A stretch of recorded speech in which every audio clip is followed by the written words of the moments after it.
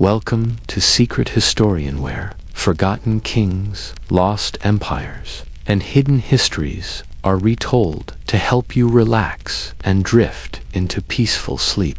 Contrary to popular belief, Rome did not collapse in 476. Slowly, piece by piece, it pulled back. No gates blazing, no breaking noise. Among arches as frigid as ash and columns that no longer throw shadows, it's just me left. I am not the final survivor of a major fight, nor am I a hero. I am the only one who is still able to remember things that no one else does. There was no conquest of Rome. It was left behind. My house is now a headless god with a damaged roof, and birds nesting on top. Like it is half sleeping, the Tiber floats. Only an ancient bell rings in the wind, in the forum that on's burnt with brightness. Nobody makes a call. The Palatine Hill is not in view. Nobody shows up or departs. I used to think that the empire would last forever. Thought that everything could be repaired as long as the routes still led to Rome. However, the soldiers never came back one day. The governor ceased responding. Nobody picked it up. An arm was taken off a statue. Nobody fixed it. As if nothing was worth keeping, life continued on. I now stalk the forum like a phantom. The columns are no longer warm, so I put my palm on the stone in the hopes that some memory may surface. The marble has stopped talking. There is only stillness, and that's all I can hear. I don't write to leave a lasting impression. I write in order to preserve what I previously thought to be timeless. I hope that if someone wanders around here in the future and wonders what was once here, they will realize that there was a civilization named Rome. Furthermore, war did not kill it. Nobody thought it was worth preserving. Therefore, it died. I never served in the military. I've never been on a battlefield with a sword. Furthermore, I was never a high official sitting in the Curia Julia making decisions on distant provinces. I'm merely a writer who has spent their life observing how others behave and attempting to depict the things they were unaware were taking place. I was referred to as a scribe. Others claimed that I was a worthless man who was stuck in the past. But with the last gusts of wind blowing through the autumn of this empire, I've realized that sometimes the truth is best left in silence. Back when the great library was still burning brightly, I studied in Alexandria. I listened to academics discuss laws, philosophy, mythologies, and how to run a powerful empire without allowing it to fall apart for hours under the shadow of Corinthian columns. I returned to Rome with a silent sense of pride that perhaps I might prevent the past from disappearing through the written word. I was unaware that memory is the first thing individuals are willing to give up in order to survive once their powers start to decline. I used to work for a northern governor. It was my responsibility to keep tax records, transcribe court orders from Ravenna, and record provincial news. The first time official messages arrived more than 3 weeks late, I can still clearly recall. Then the day arrived when the courier just never came back, not because he had been robbed, but rather because nobody was interested in reading messages anymore. The local leader started enacting laws without consent and governing according to his own principles. No one there was powerful enough to protest, and there was no word from the capital. Panic was not sparked by these early indicators. People like myself, who see the gaps like leaves curling in the autumn, were the only ones who felt them. I attempted to write to Rome to warn that the local soldiers were forming their own factions, that the Senate's authority was no longer respected in this area, and that the zinc-coated coins were losing their value when traded with the barbarians. However, those signals disappeared into quiet.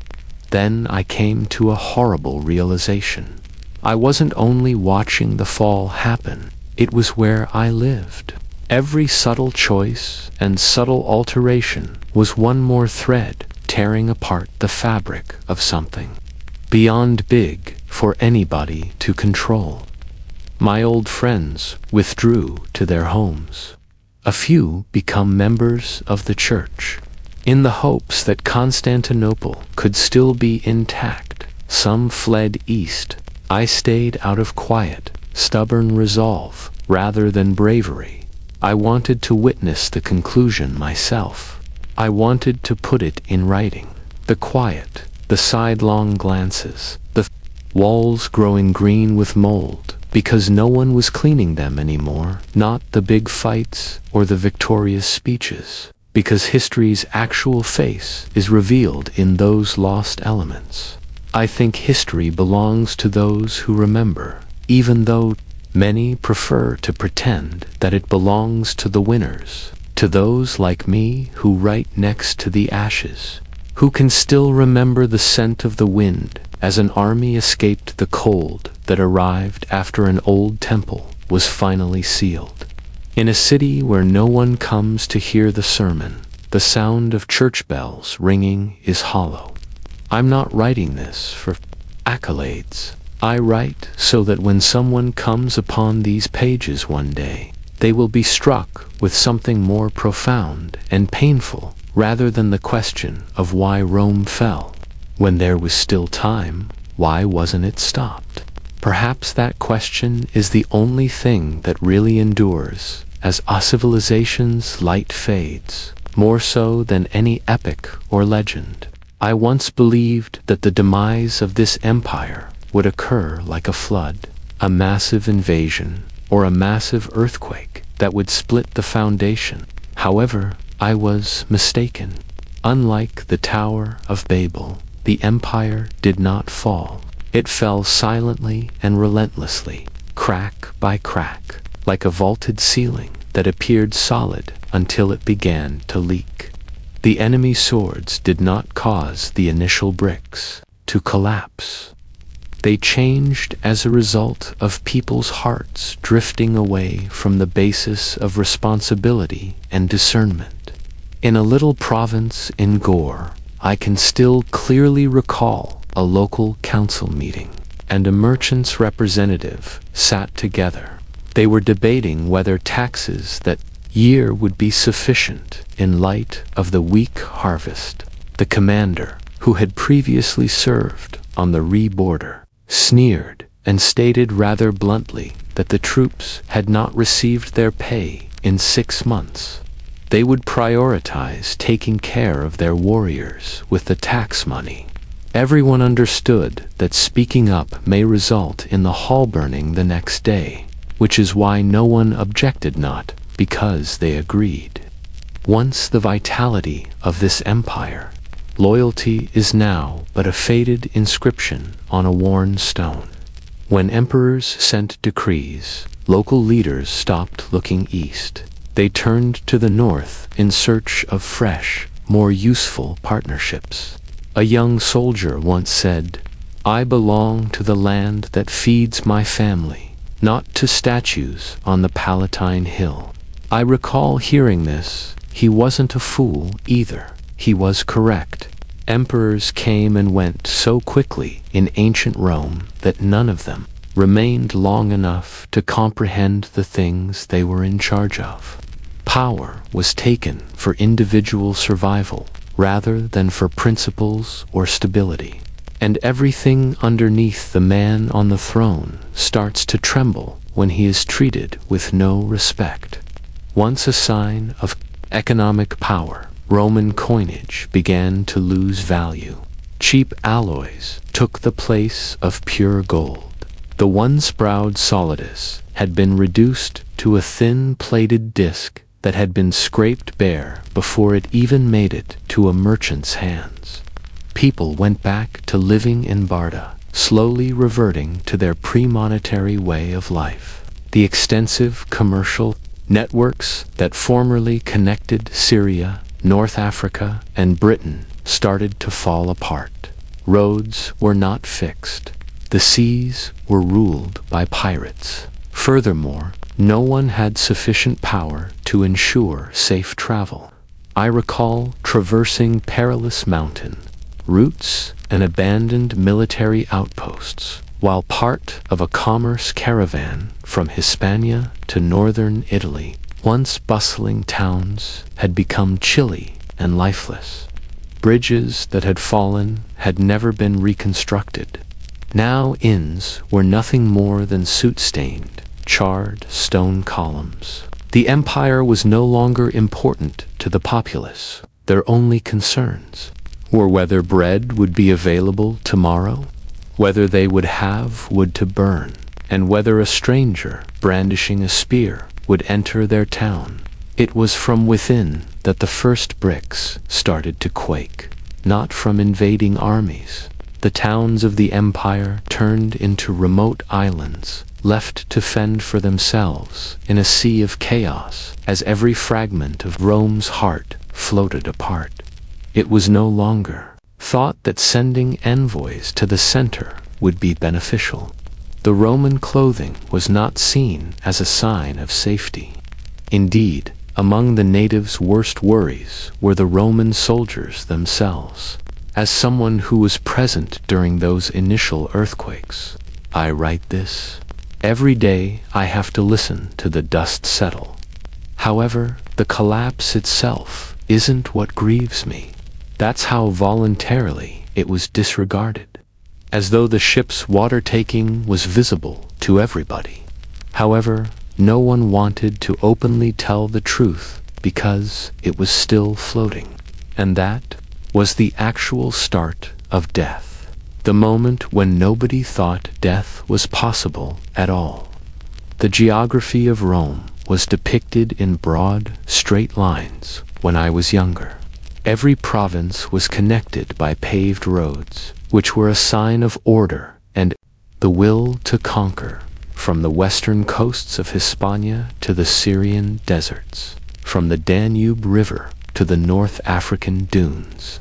The provinces still felt like parts of the same body, no matter how far apart they were. However, those lines started to seep like ink on damp parchment as I got older.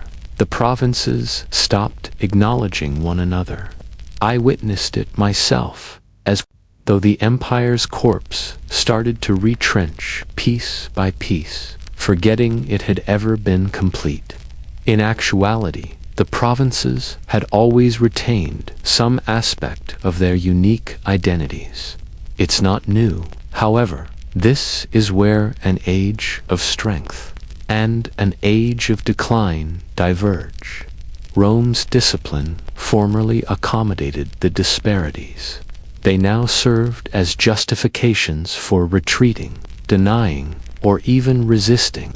The provinces started to regard themselves as semi-independent states when the emperor's power diminished and the central government was reduced to a mere name. Reports from governors ceased. Commanders appointed from Ravenna were rejected by the local forces. Some areas even produced their own coins that were stamped with regional insignia rather than the emperor's visage. The year the Vandals conquered Carthage, I went to North Africa. The existence of so-called barbarians was not what startled me. It was how they were greeted by the people, with a peculiar feeling of exhausted relief rather than opposition. According to at least one retailer, they don't change the legislation every 3 months, and they collect taxes on schedule.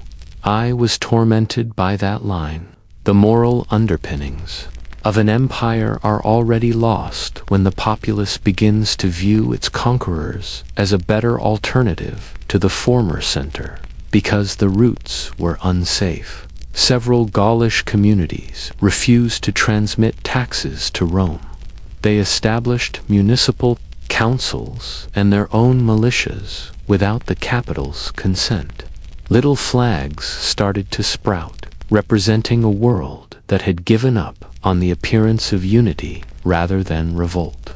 I realized then that the provinces did not have to declare their independence. They just needed to stop considering Rome to be the focal point of everything.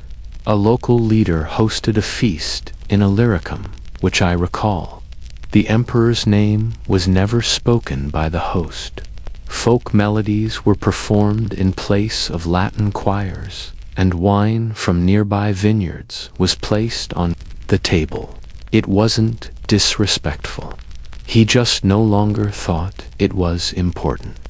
Like a lost religion, Rome, with her ancient temples, senate, and tattered ideals, had faded into obscurity, and no one cared to lament it. For years, Roman historians took delight in claiming that law, language, architecture, and a common will held the empire together rather than swords. However, I realized that unity had never lasted when the provinces started constructing houses out of local stone rather than replicating basilicas, when national tongues replaced Latin, and when dust accumulated on abandoned sculptures without anyone remaining to polish them. It existed only as long as people believed in it, and if belief is broken, it cannot be restored with paperwork. Rome is not a place, it's a principle, I once wrote. But I had to confront the reality when that very idea was rejected and each piece of land started to go its own way without feeling guilty. In the minds of its citizens, the empire perished because the provinces no longer felt they belonged to anything they could betray. They refrained from declaring revolt long before its walls collapsed. And when there is nothing left to be loyal to, no one even bothers to be disloyal, which is possibly the most horrific type of death. One name kept coming to mind whenever I attempted to delve deeper into the reasons behind our disintegration: Diocletian, emperor, reformer, and, from certain perspectives, the man who placed the first stone in a fissure that would never completely mend.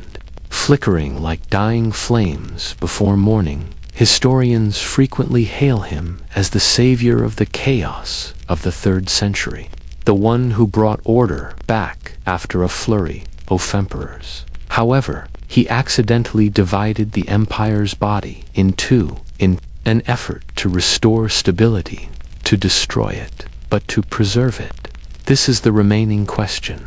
Was it the first poison drop in the bloodstream, or a curative measure?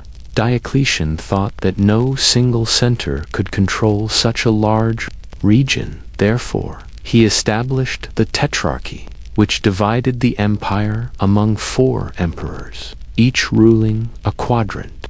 It made sense on the surface. From Nicomedia to Trier, new capital cities arose. Armies were able to react to rebellions along the frontiers more quickly, and administration grew more effective. However, when everything is split up for control, people lose the ability to think holistically, similar to a body in which the right and left hands no longer report to the same mind. Seldom does separation end at reason once it has been legitimized. A copy of an official decree sent to a western province by the Eastern Court was previously in my hands. After silently folding it and putting it aside, the recipient declared, "This is no longer our concern." There was only a silent acceptance that the connection had been severed, no indignation or derision. Our language, our rules, and our priorities were no longer shared by the dictator issuing the command. And degradation starts when the body and mind are no longer in harmony. A city flourished in the East. They were rich, populated, and rooted in ancient civilizations such as Egypt, Syria, and Greece. Their new hub was Constantinople, which glowed with the combined light of the palace and the church. Rome, which was once the center of it all, became a nostalgic monument rather than a functional city as the West became poorer and sparsely populated. In the last days, I stood on the Aventine Hill and looked east, wondering if anyone across the Adriatic even remembered us. It's possible that Diocletian never intended for the division to last. History is never kind to systems that can be abused, even if they were intended as a short-term fix or an administrative move to weather the storm. His successors eventually constructed two Romes that were no longer united by the same politics, culture, or conscience, by using that model to strengthen personal control. The Roman Empire was not one after that. Two spirits in bodies were slipping farther apart. In a speech I once heard in Ravenna Church, a bishop compared Constantinople to a younger sibling developing in God's light and Rome to an elderly sister. Everyone understood, even if he never stated it directly. The Western era was over, as if gazing to the future. Priests, merchants, and even mercenaries started to turn east. Not all of the West fell at once. It fell into a state of neglect, still standing, but only out of habit, not destroyed, but neglected. And I realized that we could no longer repair the division when the East, despite still identifying as Roman, stopped trying to save the West as it burnt. The house Diocletian rebuilt would split in two, with one half falling silently and the other remaining, but with a new name and spirit. Diocletian, who had once abdicated his reign and retired in peace, probably never expected this. Ultimately, I wasn't afraid of the division per se. That's how it was eventually accepted as usual, on both sides. East turned westward and saw only a faint remembrance, and the West stopped talking about the East at all. In that sluggish, dying breath, I couldn't help but wonder if the empire might have survived longer, or if death would have arrived sooner, but more completely, if Diocletian hadn't split it up. Nobody is aware. There are no other possible outcomes in history, only the cost, which is nearly impossible to reverse, and the quiet of decisions already taken. During major festivals, I can recall my father taking me to the Romanum Forum as a child. Crowds flocked from all directions to watch the somber grand parade of officials in ceremonial robes, the offerings to the gods, the Senate's declarations, and the holy rites under the bright sky. Even though I didn't fully comprehend the significance of the ceremonies at the time, I sensed something, as though the city were breathing in unison. A silent collective spirit permeated every gesture and chant. But as I became older, and the latter years of the old empire started to show their flaws, I noticed that those once sacred rites were becoming colder. Not that they were no longer performed, though no one believed them anymore. They still did. It resembled performers taking the stage and reciting well-known lines in front of a deserted theater. I recall the hurried coronation of a young monarch in Ravenna. The old gods were returned to Theclaonades as a tribute to tradition. The priests said their prayers, and the red-cloaked guards stood in a queue of discipline. but there were tired features, sunken eyes, and a mood I can only put into one word in the center of the square: emptiness. No cheers, no applause. That day, not even birds were able to fly over the sky. The rituals themselves were not the source of that emptiness. It originated inside. Ceremonies that are performed out of habit rather than faith have long since lost their meaning. Although their discipline was a shell, Roman soldiers continued to march with straight backs. Doubt, the desire to desert, and concerned that the remuneration was worthless were all present. The streets were still used for religious processions. However, the free bread was the only reason masses attended, not the blessings. No one shuddered when swearing in front of the empire, but oaths of allegiance were still recited. At the Temple of Saturn, which was once the center of Roman religion, I once saw an ancient sacrifice. Old Latin verses, like shards of a lost poem from the Republic's era, were recited by an elderly priest who carried a goblet of wine and threw incense into the fire. These gods can't even protect a grain silo. A group of teenage soldiers mocked as he turned his back, laughing and spitting on the marble floor.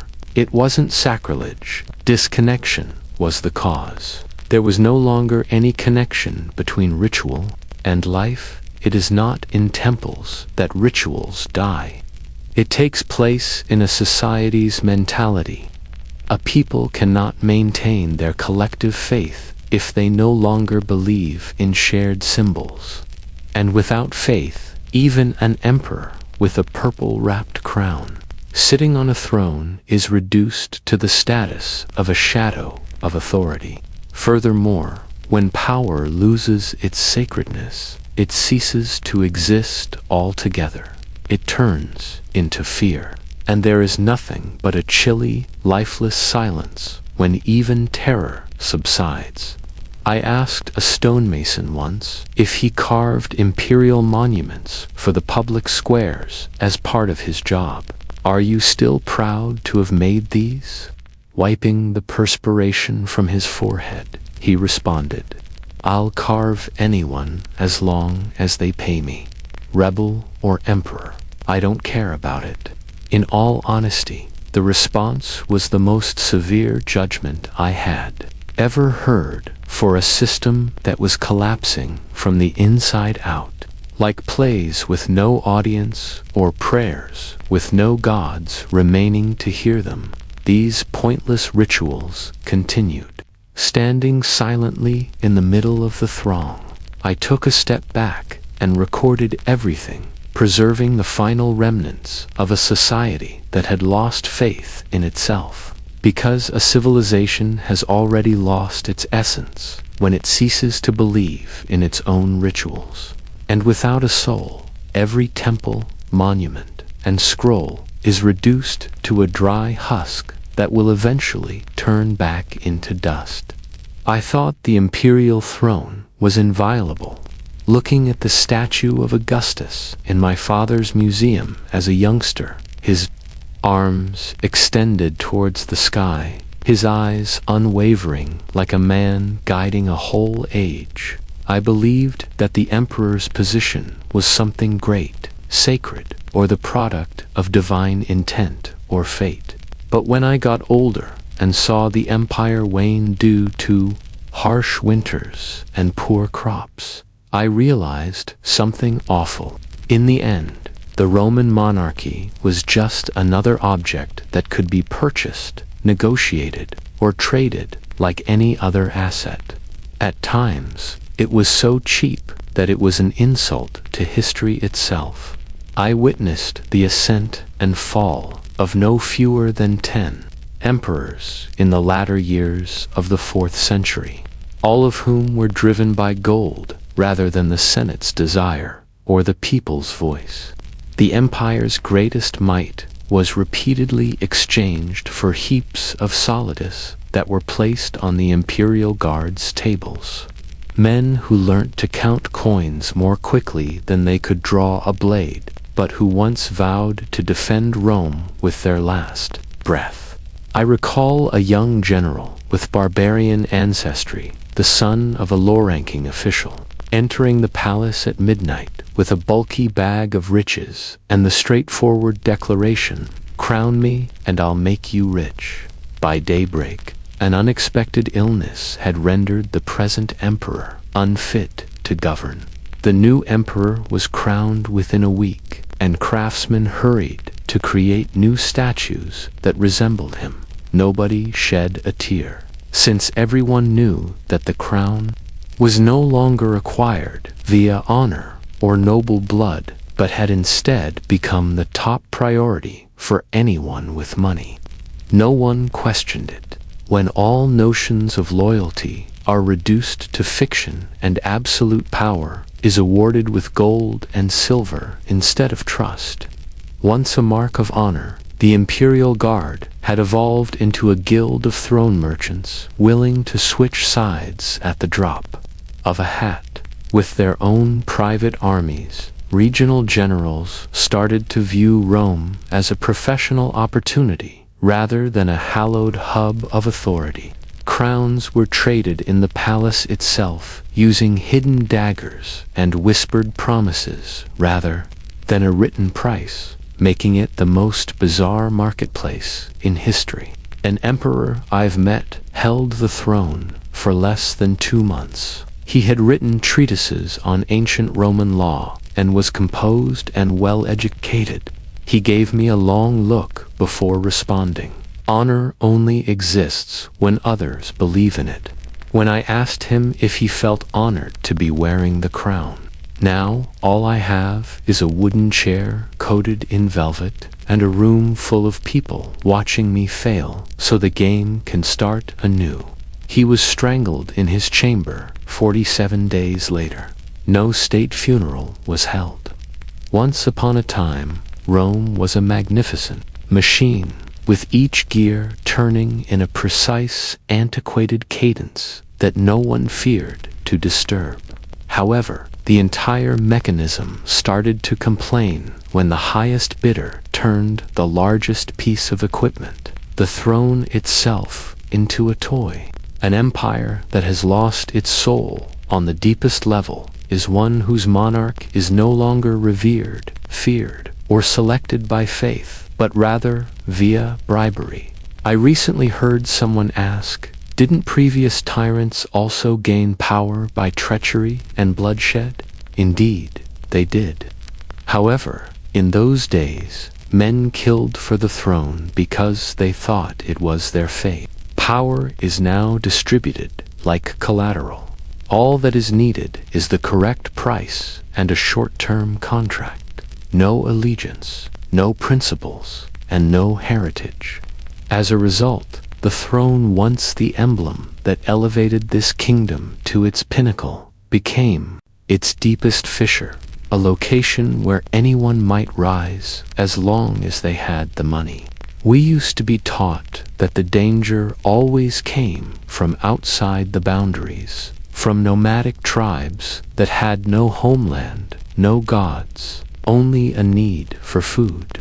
We thought that Roman law, trained legions, and sturdy fortifications would be sufficient to keep all outsiders at bay. But eventually, as it grew more difficult to ignore the symptoms of collapse, I came to the realization that there was something even more terrifying than an invasion. Outside, the enemy wasn't waiting. They had been inside for a while, waiting for the board to turn, dining at our tables, taking oaths before our gods, and donning the clothing we had tailored. I'm not referring to classic forms of betrayal, such as betraying generals or dishonest advisors. I'm talking about a gradual, quiet process where the distinction between Roman and other became hazy, not because we were tolerant, but rather because we couldn't maintain our individuality. An increasing number of soldiers were recruited from the Goths, Franks, and Allens in the barracks. Until they had no reason to be, they were dependable, sturdy, and inexpensive. Once, in Noricum, I saw a whole regiment of barbarian-born mercenaries refuse to march because they had not received their bonuses. They did not rebel, they didn't plunder. They merely disregarded their Roman-born commanders' commands and turned their backs. "Do you no longer honor your oath?" I asked one of them. Calmly, he replied, "I never swore to Rome. I vowed to the man who paid me a straightforward, definitive, and hammer-driven military death nail." The gates didn't need to be broken by these barbarians. They received an invitation to enter, to dominate. They didn't have to kill. They were given authority, and they gradually expanded their power from within, through absence rather than blood. The void created when Romans retreated from the very positions that formerly characterized them, foreign names started to show up in the army, government, business, and church, not as visitors, but as masters. I recall going to a northern Italian regional governor's estate. Despite having a distinct Latin accent and being a Vandal, noble, the man was referred to as Noble Romanus because he had converted and worked for the empire. As though he had been born on the Forum, he sat comfortably among the local leaders at his banquet, joking and pouring wine. However, there was a sword with his ancestral tribal emblem carved on it hanging on his wall, a wolf with no fangs, not the roaming eagle. It was a statement rather than merely ornamentation. I don't have to hide now that I'm here. The presence of foreigners in the Roman system was never the problem. Rome had always prospered by assimilating and claiming other people as its own. The issue was that Rome lacked the self-assurance to take in anyone. It started to depend, then tolerate, then rely. Additionally, the transition from reliance to replacement is quick.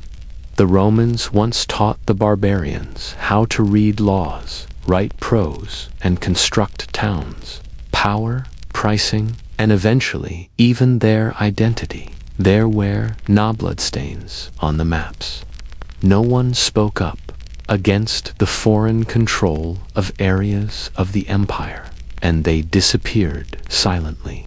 After turning over a citadel to an Ostrogoth force that was allied with Rome, the empire didn't fall from the sky. Therefore, I didn't respond, because that question had long since ceased to require an answer. Through handshakes, invitations, and more desperate transactions, it corroded from the inside out. Perhaps the enemy isn't at fault when he just has to be given the key and doesn't need to smash down your door. Once, I sat in the Curia, Julia, which was the peaceful soul of the empire, and then the beating heart of the Republic. My father took me there when I was a young man, as though I were being taken to a temple where the voices used to reverberate so loudly that they could influence a continent's fate like immortal citizens of Rome's collective memory. Names like Cato, Cicero, and Scipio were still uttered with reverence. However, as the years went by, the air got thinner every time I went back. The debate wasn't heated. It was not a place where truth was cut by hyperbole. Weary senators read lengthy, lifeless documents in a chilly, half-empty room. Half of the seats were empty. The others gave a half-hearted nod, and others fell asleep after lunch because they had consumed too much weak wine.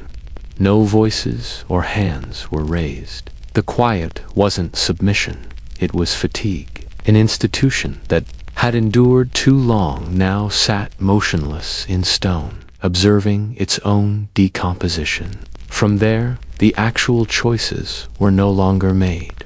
Generals, bishops, and palaces all issued orders. The Senate remained in place, like cosmetics on a dead body. A ritual jewel adhered to a power structure that no longer required it. Oddly, nobody ever proclaimed it dissolved. Nobody was brave enough to murder the ghost, because no one had the guts or the will to tear it down.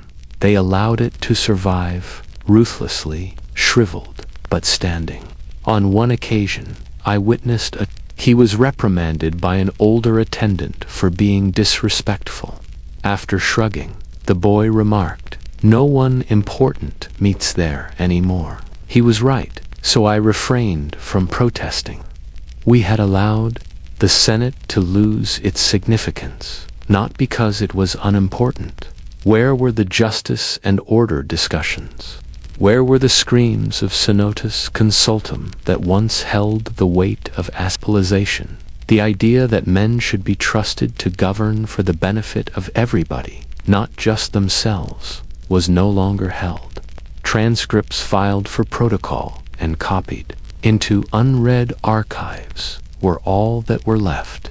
Then, one day, I heard something that made me feel more depressed than any conflict could. We should pray, not speak. And I thought, when had the voices of those formerly chosen to reflect the collective will been supplanted by mute cries to the heavens? I'm not writing this to criticize the last men in Theku. Many were honorable men, academics, and nobles. And no outsider will ever believe in an institution that no longer believes in itself. The Senate's final utterance wasn't a speech. The hush was gradual and long. And one day, when nobody gathered, when nobody waited, when nobody took minutes, the silence was more powerful than any order. When a civilization loses its military or even its territory, it does not fall apart. The instant it loses the ability to communicate with itself, it dies. And when that time came for us, nobody bothered to record it.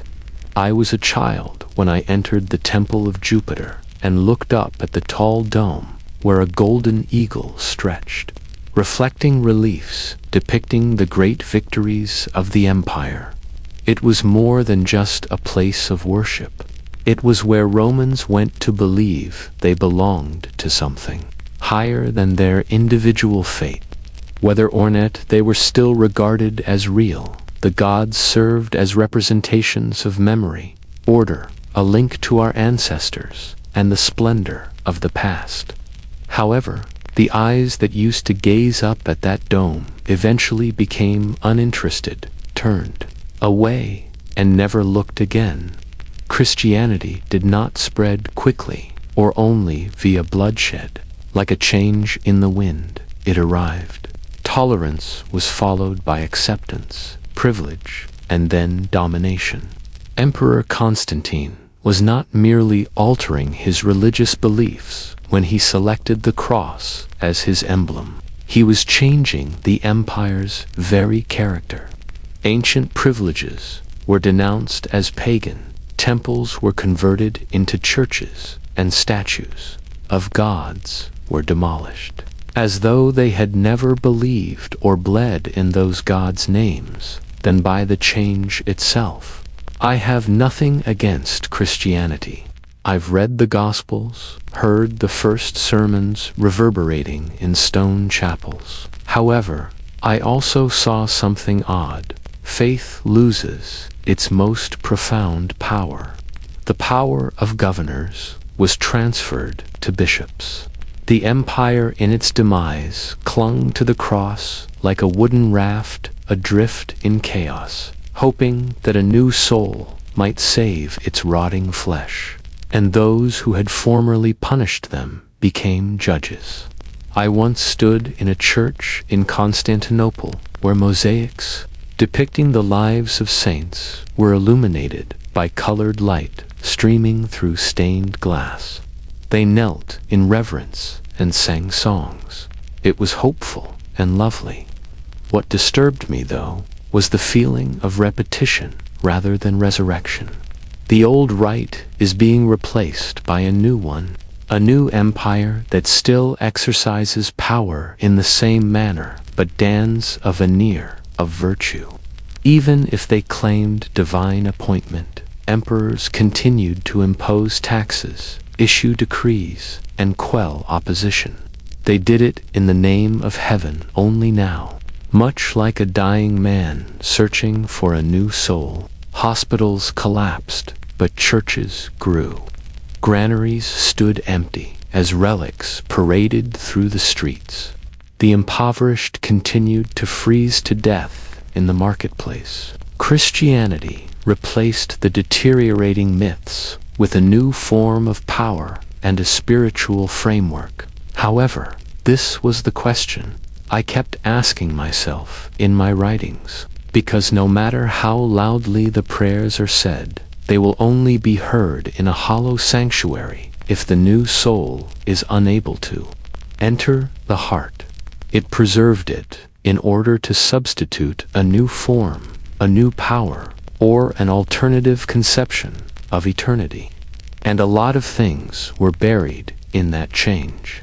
Our laws, our language, our gods, and our worldview, with church bells sounding like a farewell to a bygone period. Rather than the sound of trumpets, we entered a new era. Hope is given in lethal proportions. Medication is too potent, and acupuncture is too profound. These can also kill things that the illness hasn't yet taken. I realized that we were the same in the last years of the empire. Enemies weren't killing us. The hands that attempted to blindly and desperately to save us with reforms that no longer moved in the direction of life were killing us. Instead, they set wheat prices, reformed the currency system, reorganized the administration, changed taxes, strengthened the boundaries, and published new laws. Despite their good intentions, all of their attempts felt like swimming upstream. In a deluge, they sank deeper the harder they beat. They believed that the dying beast might be brought back to life with just one more proclamation and one more reorganization. At one point, I worked as the secretary for a medial Lanham Financial Reform Council. Land taxes, bronze to gold currency, exchange rates, and sanctions for peasants who left their lands without authorization were the topics of 3 weeks of arguments among administrators. However, nobody inquired as to the peasants' reasons for departing.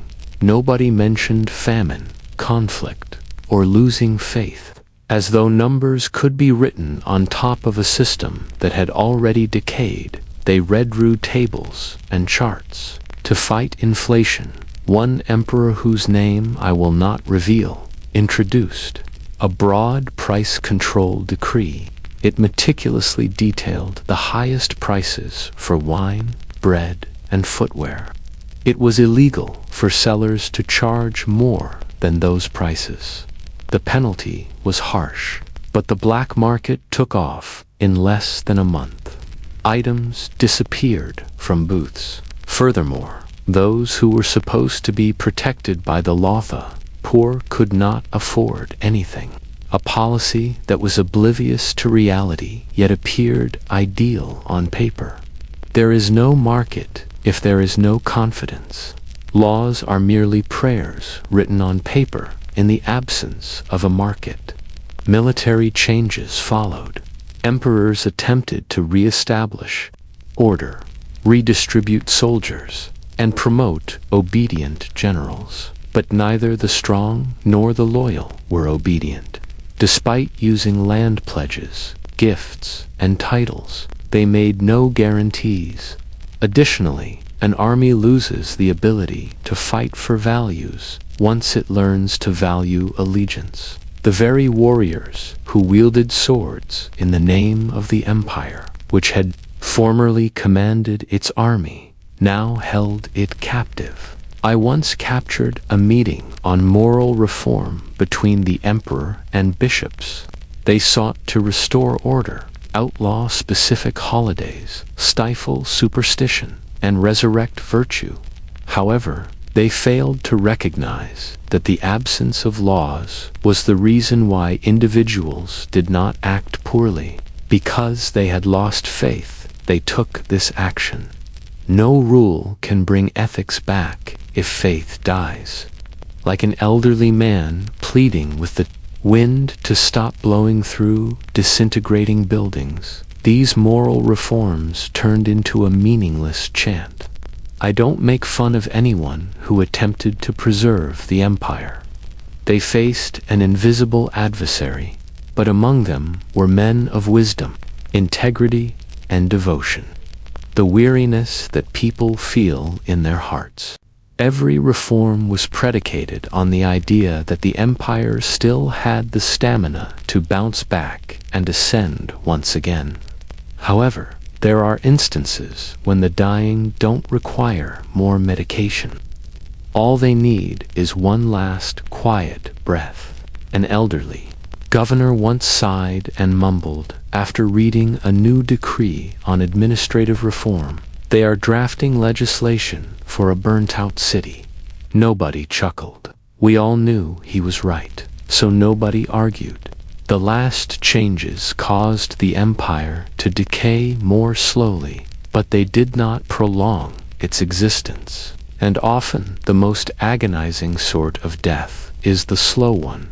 And as someone who took note of every sentence, punctuation mark, and hopeful declaration, I could only ask myself, could it be that our greatest effort turned out to be the worst we could have done because we tried too late?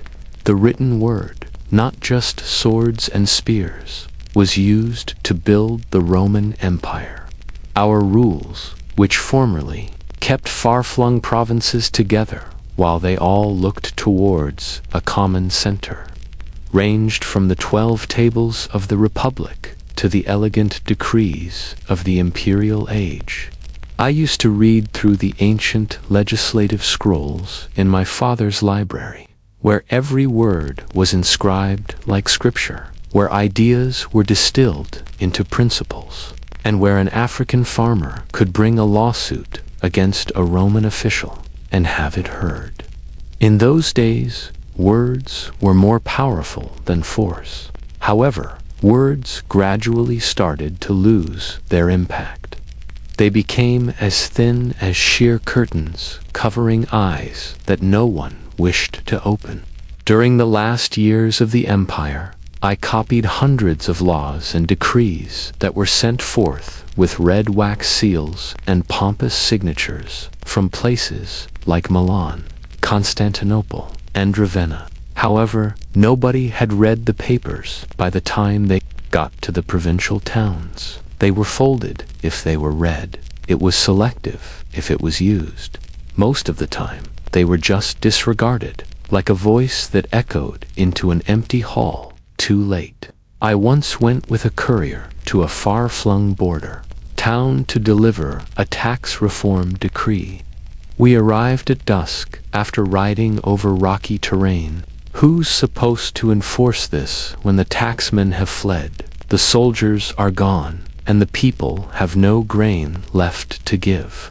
The local official, a man who had previously studied in Rome, inquired after silently reading the decree. Since the question didn't require an answer, nobody responded. Already, the law was not in its proper place. As if the more they explained, the more reality may follow. The decrees continued to grow in length, complexity, and intricacy. A law that spanned 12 scrolls and described the examination of grain warehouses throughout the western provinces was once something I had to replicate. However, all of the officials I spoke with claimed that those grain warehouses had been robbed or abandoned the winter before, as if provisions on parchment could bring food back from the grave. We were enacting laws for things that had vanished. In accordance with Christian morals, I also transcribed rules that penalize superstition, outlaw pagan customs, and require festivals. However, in the villages I visited, people continued to worship the ancient gods with incense, sing traditional songs in the spring, and mutter prayers under holy trees. They hadn't read the legislation, not because they were rebelling. They lived according to their forefathers' beliefs, the seasons, and their memories. The phrase laws seemed as far away and alien to them as winds from another planet. I don't hold the emperors responsible. The folks who drafted the legislation are not to blame. They were holding on to language, which was their last remaining instrument. Words became the last weapon when the people stopped following and the army stopped listening. Weak and delicate, yet flung like a frantic man, tossing stones into a dry well in the hopes of catching an echo. I once heard someone ask, "Why do you continue to replicate theses? Why even keep them?" I'm not sure, perhaps out of habit, perhaps out of the flimsy hope that someone may read them and realize that written words were once the last thing keeping people together. There was a time when a single proclamation might cause thousands of people to pause their actions, look up, and pay attention. However, that moment is over. The laws are now merely echoes of a broken society that hasn't learnt to be silent yet, not of authority. And I continue to sit in my tiny chamber by the light of a lamp, copying every word and line, as though I were writing down the dying confession of a God of law that no one still worships.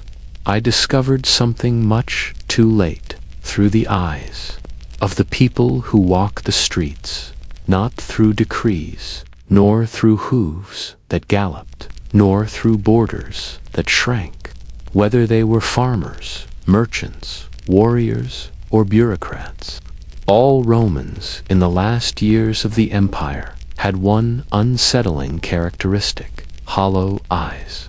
They lost their ability to see ahead, not because they were blind. No more aspirations, no more dreams, no more hope for a different tomorrow.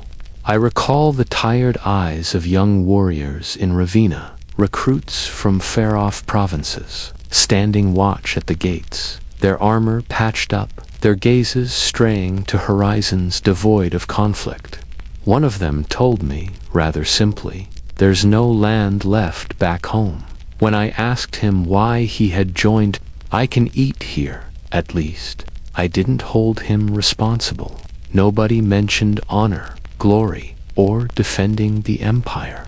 Those phrases had been preserved, inscribed on ancient sculptures and lost books. I discovered only peaceful trades in marketplaces that were once bustling with shouting, bartering, and lively sounds. Prices were not mentioned. No one quarreled about quality or taxes. People made sales of their possessions. Others purchased necessities. An economy that is only surviving, not thriving. A society that no longer aspires to prosper, but only tries to stay afloat. I went to schools that were once the glory of Rome, where masters taught Greek philosophy, Roman law, Cicero, and Virgil.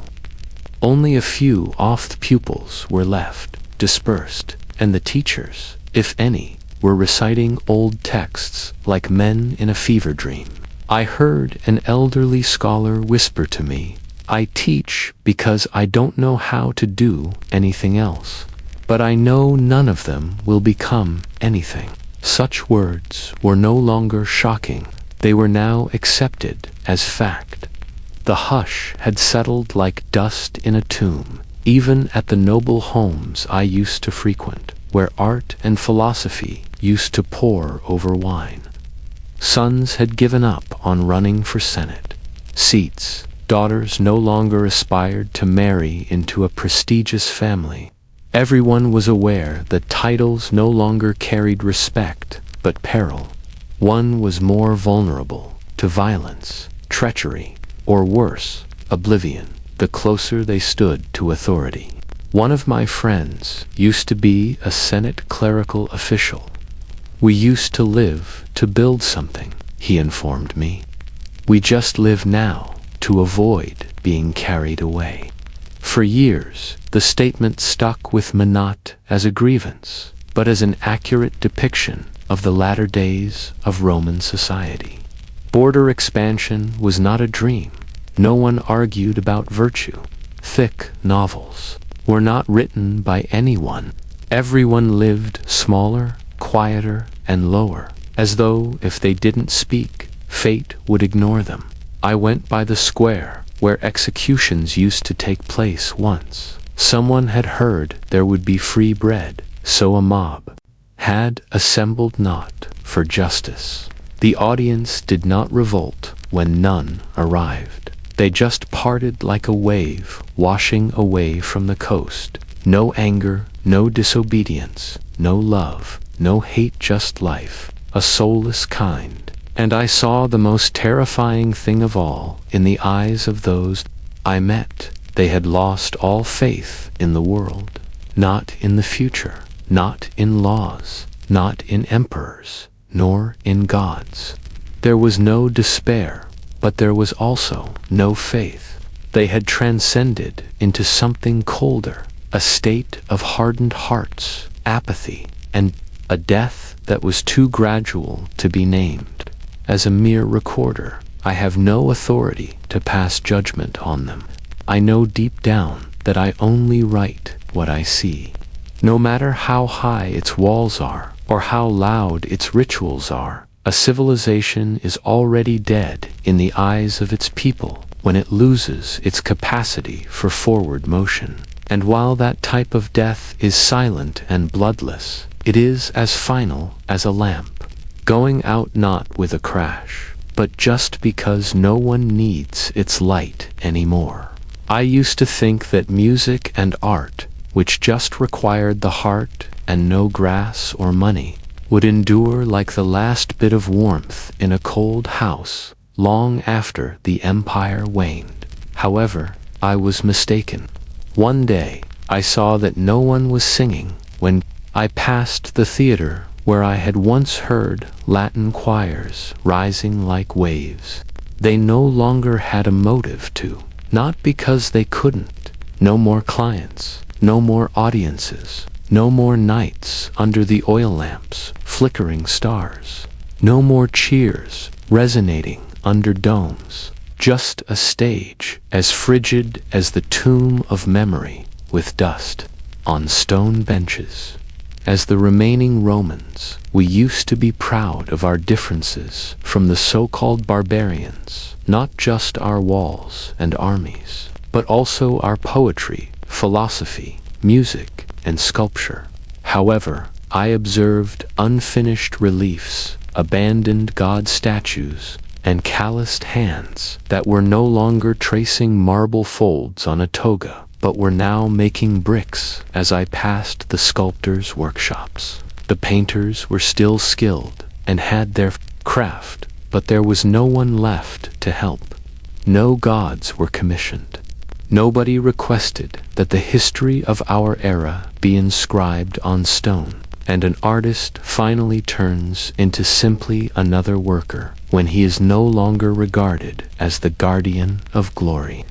Our language itself started to break apart.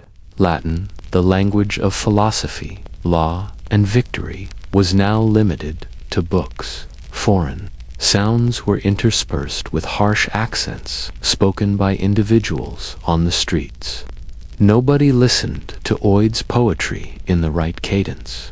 Cicero's addresses to young men were never given. Language, the basis of cognition, started to disintegrate.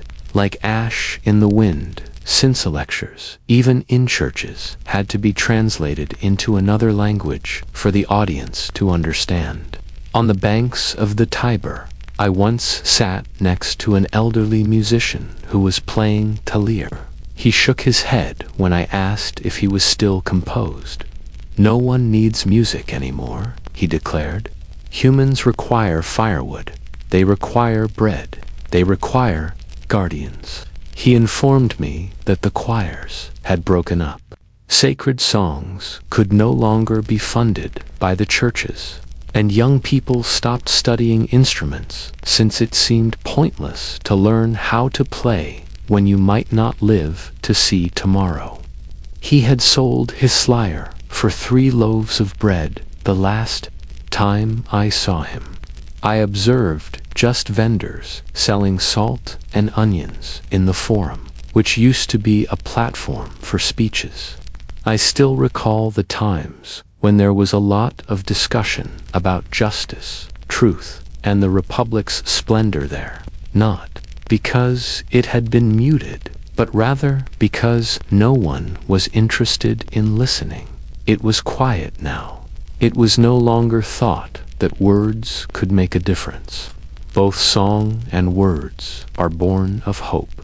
So when one dies, the other dies too. Even religious rites, the last haven of song, became subdued.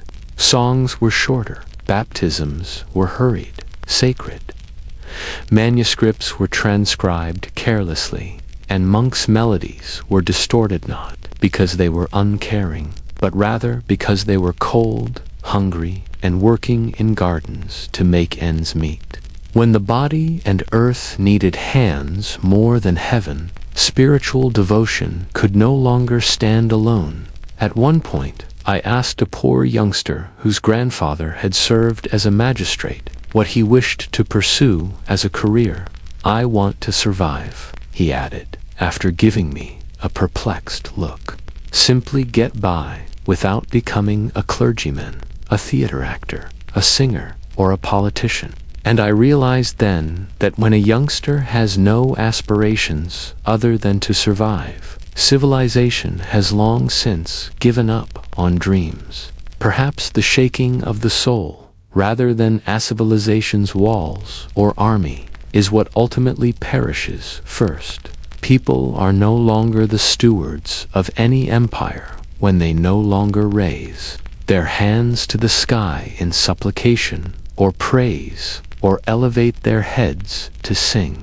All they are is the occupants of its remnants. Once we sketched the map of the empire from the Atlantic coast to the Persian frontier, shading everything with the same color, not only to delineate boundaries, but also to serve as a reminder that we all shared a common breath, a common law, the same faith, and a common ideal from Gallia to Judea, from west to east. However, that color had started to disappear down the middle of the map by the time I was middle-aged, through something far more elusive, a break in rhythm, rather than through battle or official proclamation. Diocletian thought he was just splitting the empire's governance when he divided it. However, if the heart stops pumping blood to both arms equally, one will start to feel cold, much like in the human body. Because the East stopped sending lifeblood, the West became colder, in addition to experiencing harsher winters. No further assistance, reinforcements, or proclamations that we are one. One of my friends worked as a clerical official in Constantinople. As though the empire had never shuddered, he wrote in one of his last letters of the thriving eastern city, the new churches being constructed, the marble streets, and the fervent theological debates among the intellectuals. "We don't feel like the empire is falling here," he wrote. "Perhaps that is just occurring on your end." He was correct. Therefore, even though those remarks were free of malice, they nevertheless made me feel cold. The East continued to rise, construct, and dream of eternity, because it was wealthier, more populated, and closer to Eastern trade routes. As his children moved on and never looked back, the West, which had once been the birthplace of empire, wilted like an elderly father, abandoned in a dilapidated house. The emperors of the West sent a request for assistance. However, quiet was what returned. Constantinople witnessed the fall of Rome in the same way as a mountain in the distance would. Tragic, majestic, but inaccessible. They had justifications.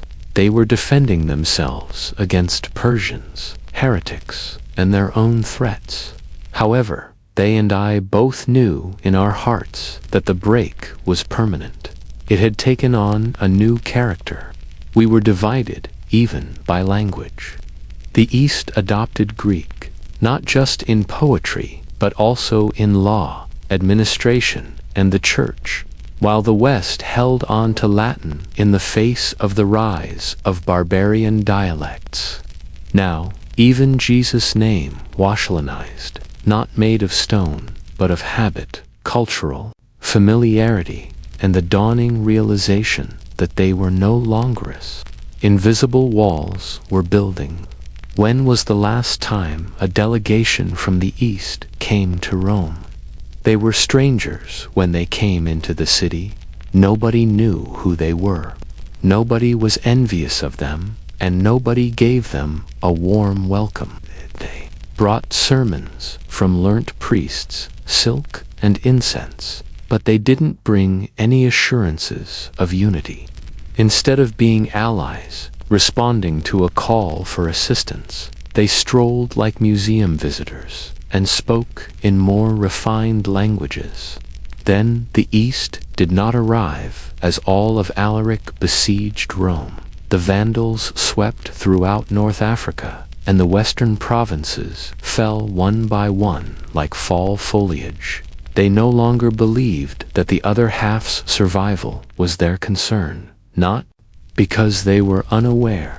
With one hemisphere constructing domes and the other repairing tents against the rain, we were no longer a single body. In my journal, I once wrote, East and West still call themselves Romanus, but their hearts no longer beat together. When its two halves no longer view each other as one, an empire cannot survive.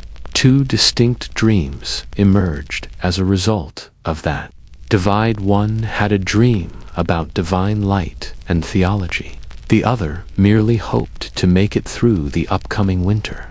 Those of us in the West could still see domes glistening like stars and white stone walls shining in the sunset as we glanced. East, however, we were aware that light was no longer ours. Rome had changed.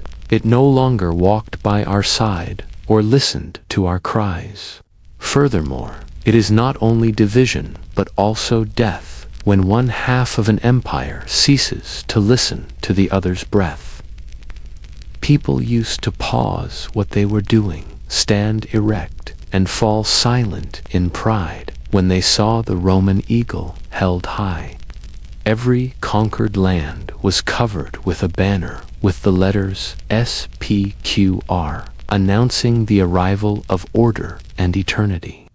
However, when I got older, I noticed that those symbols were being taken down from a soldier's spear, falling in storms, or being scrawled over without anyone trying to pick them back up.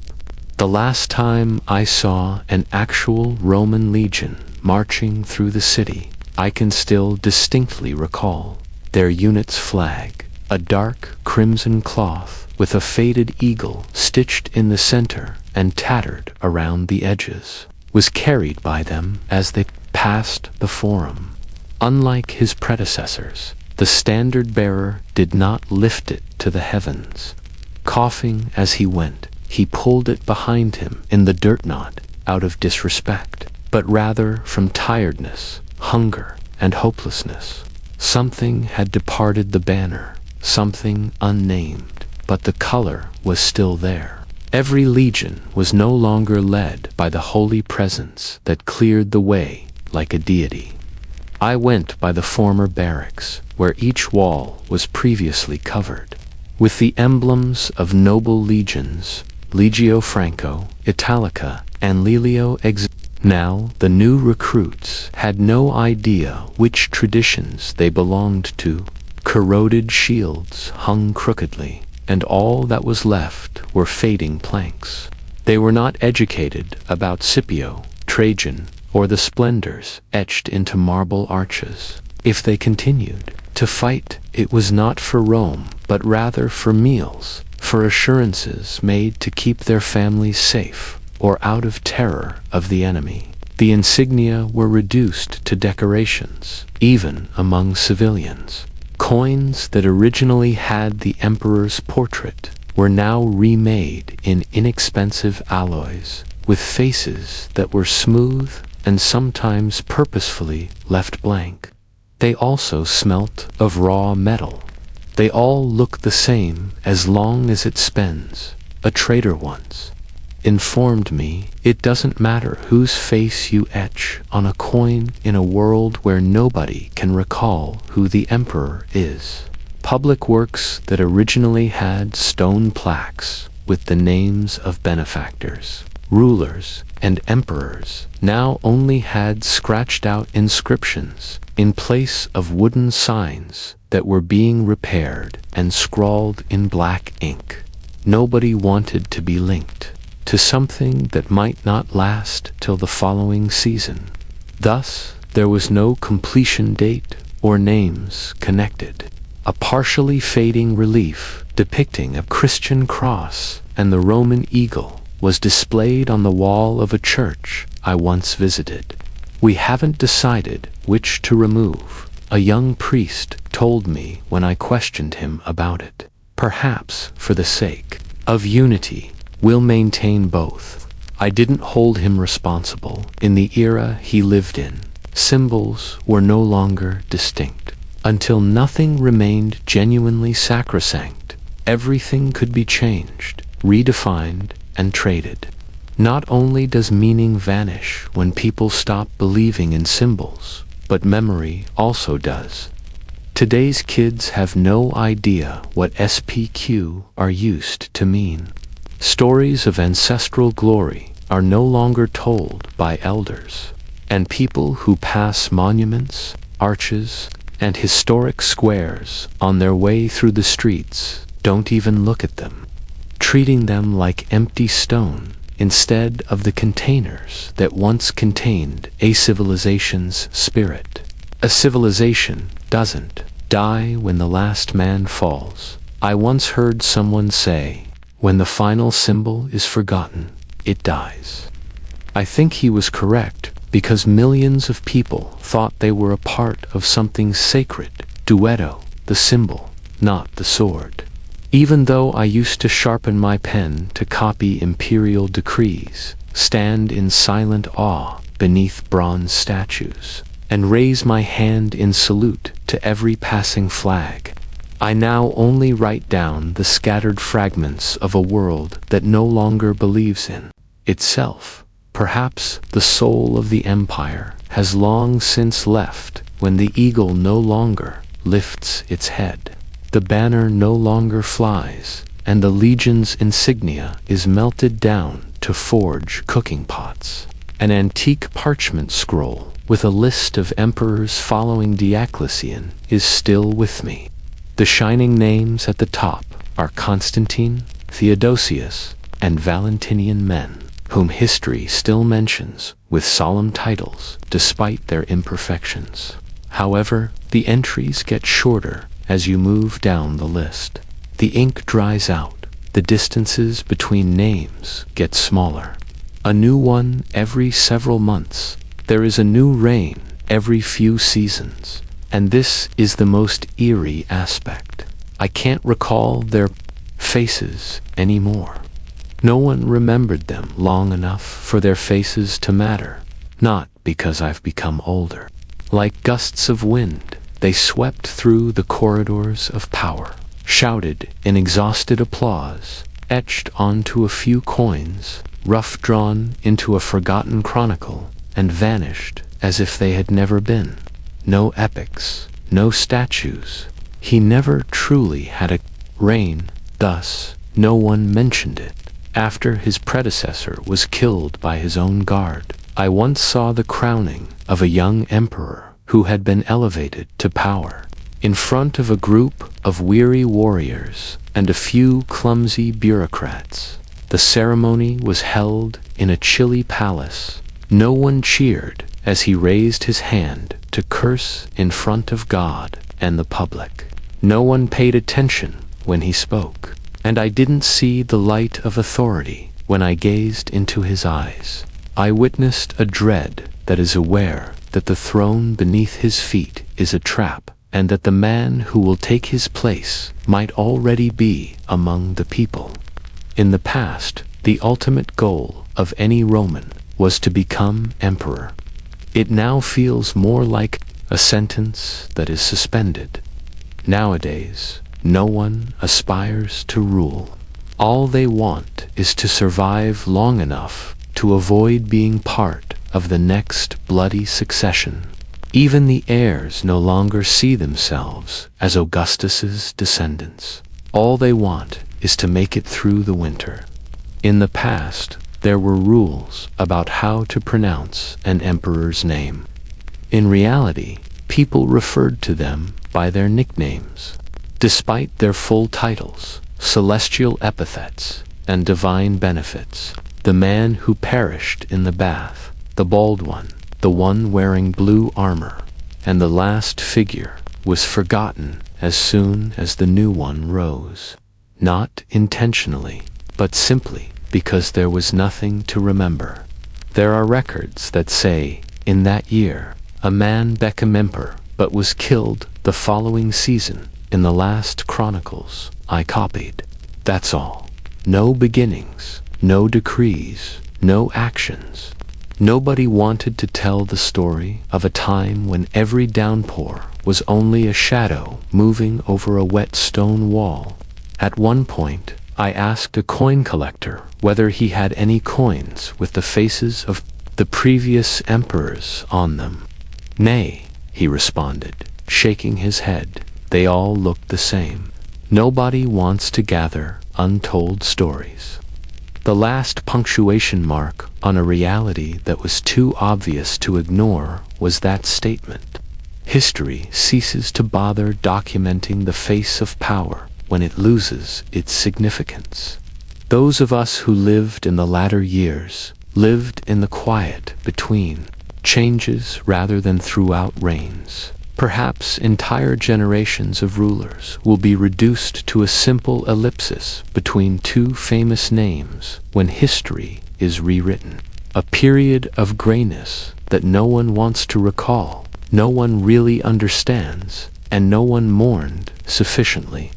And when the throne turns into a spinning chair, perhaps that is what occurs. Its occupant, who has no idea how he got there, is simply being drawn into the vortex and is no longer at the center of anything. In the past, Roman walls represented the inaccessible. They were more than just watchtowers, masonry, and stone. They served as a declaration that this empire was aware of its borders and knew how to keep them safe. In the past, men who carried not only guns, but also the belief that order existed here, and disorder lived there, guarded the borders, from Hadrian's Wall in Britain to Therin's limes, from the Danube to the Armenian highlands. However, as I traveled through those frontiers in my last years, I no longer observed vigilance. Absence was what I saw. Forts were deserted, watchtowers fell, gates partially collapsed, and weeds began to grow through the stone flooring where legions had once been. The guards had just departed, not because the enemy had destroyed them. At one point, I was standing at a Danube stronghold, looking across the river at Gothic tribes encamped. They waited instead of attacking. They were aware that there will soon be no orders to halt them. They were correct. The garrison disbanded a month later. no pay, no supplies. The gate opened, no firearms were drawn, no fires were started. One group left, while the other group entered. I recall a quick meeting with a military representative. "We need soldiers to keep order in the cities," he said, in response to a question about why reinforcements weren't being sent to the border. "If the center cannot even support a boundary, what good is it?" It was a useful response, and a hymn to the ideal that had molded the world in the past. The boundaries remained intact. They were overlooked. The maps weren't tread-drawn by anyone. Nobody kept track. Administrative records lost place names. Guarding legions, names disappeared from rosters. Because they realized Rome had forsaken them, the citizens of those provinces started to negotiate with those on the opposing side, trading, getting married, and occasionally even asking for protection from barbarian chieftains. In Gaul, I once stayed the night at an old guard post. A line indicating the third step of the seventh kohal was etched into the stone wall. However, years have passed since the final step was accomplished. The new proprietor of the station was a friendly old Frankish shepherd who offered me apple wine and spoke bad Latin. He wasn't an intruder. All he had done was fill the void left by Rome. The boundary was not destroyed by the enemy. The empire was the one to let go, not with declarations or decrees, but with quietness in the face of requests. When patrols go missing, there is silence. Provinces crying out that they could no longer feed their troops were met with silence, and quiet turns into an admission when it lasts long enough. No one is there to close the gates. Thus, they remain open. In the past, the eagle and the proud inscriptionarum vigil were displayed on every Roman gate. Rome is constantly on guard. However, moss has now covered those words, and all I can do as a simple recorder is add one more line. Rome may not recognize herself when she wakes up from her sleep. Not all adversaries are armed with swords. Some only have a glance, and they know the moment has arrived when no one turns around. Thus, the gates open silently out of lack of will rather than with a crash. I used to think that Rome could falter, could suffer, but never really fall, just like every other Roman brought up in the ancient manner. We were taught that we were protected by the gods, that our rules were superior to those of any tribe, that all routes led back to the center of the globe, and that Rome would withstand storms and conflicts as certainly as the sun rises every day as long as we followed tradition. It was more than belief. It served as the cornerstone of our existence. However, that foundation was gradually removed. When we lost faith in what we had created, it was our own hands, not conflict or catastrophe. Not because he was rebelling, but because he didn't think the emperor would still be in power at the end of the season. I recall the first time I witnessed a magistrate refuse to carry out an imperial edict. A merchant I asked why he no longer took Roman coins responded, "Because no one believes in the face stamped on it anymore." Easy solutions. However, each one pierced the heart of an empire that was once founded on trust, like a little, continuous wound, not because they were dishonest, but rather because they were exhausted. I witnessed priests teaching about God's love with vacant eyes. They spoke as though they were guys attempting to rekindle a flame that had run out of oil. The sacredness for which they had always lived had vanished, despite their prayers and rituals. Once viewed as a means to salvation, religion had devolved into a pointless ritual. as if a mother were humming glubbies to a kid she had lost hope of waking. The one thing that made soldiers eager to die together, trust, had broken down even. In the army, the soldiers had lost faith in their leaders. The capital was no longer trusted by commanders. The provincial governors had lost faith in the arrival of assistance. Above all, the populace trusted no one brandishing a weapon. Silently, with eyes formed by years of survival, they watched. Eyes with nothing left to feel after seeing too much. In one southern town, I was sitting with a group of low-ranking officials when a courier brought news of an impending barbarian revolt. Nobody became alarmed. There were no directives given. "Who's left to rally?" scoffed one man. They went on eating as though the news were nothing more than a passing breeze after someone else poured wine and stated, "They'll pass through." There was no peace. People stopped reacting because they were so exhausted by their beliefs. A civilization doesn't always collapse in a fiery conflagration. It can occasionally manifest as the gradual deterioration of faith.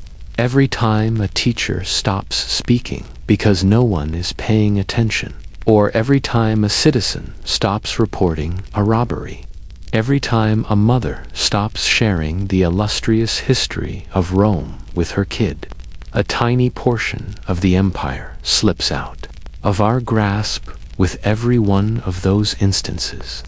At one point, I went by a dilapidated bridge that had formerly been adorned with a bronze plaque honoring the emperor who constructed it. The placard had vanished. All that was left were rust marks. I was asked by a young goatherd, "What did it say?" I started to speak, but I had nothing to say. Not because I had forgotten, but because I realized all of a sudden that no one would still think it mattered, even if I told him. At that point, I realized faith doesn't suddenly disappear. Until one day, you look down and see only cracked dirt. Where a sea previously touched your feet, it gently and silently recedes like a tide. I once thought that the fall of an empire would be like thunder, a calamitous event reminiscent of old tragedies.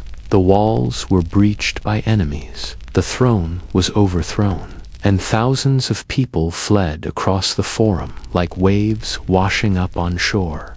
However, I realized that a civilization's actual demise doesn't happen suddenly. It comes quietly. There is such a deep hush that nobody really questions why things have turned out the way they have.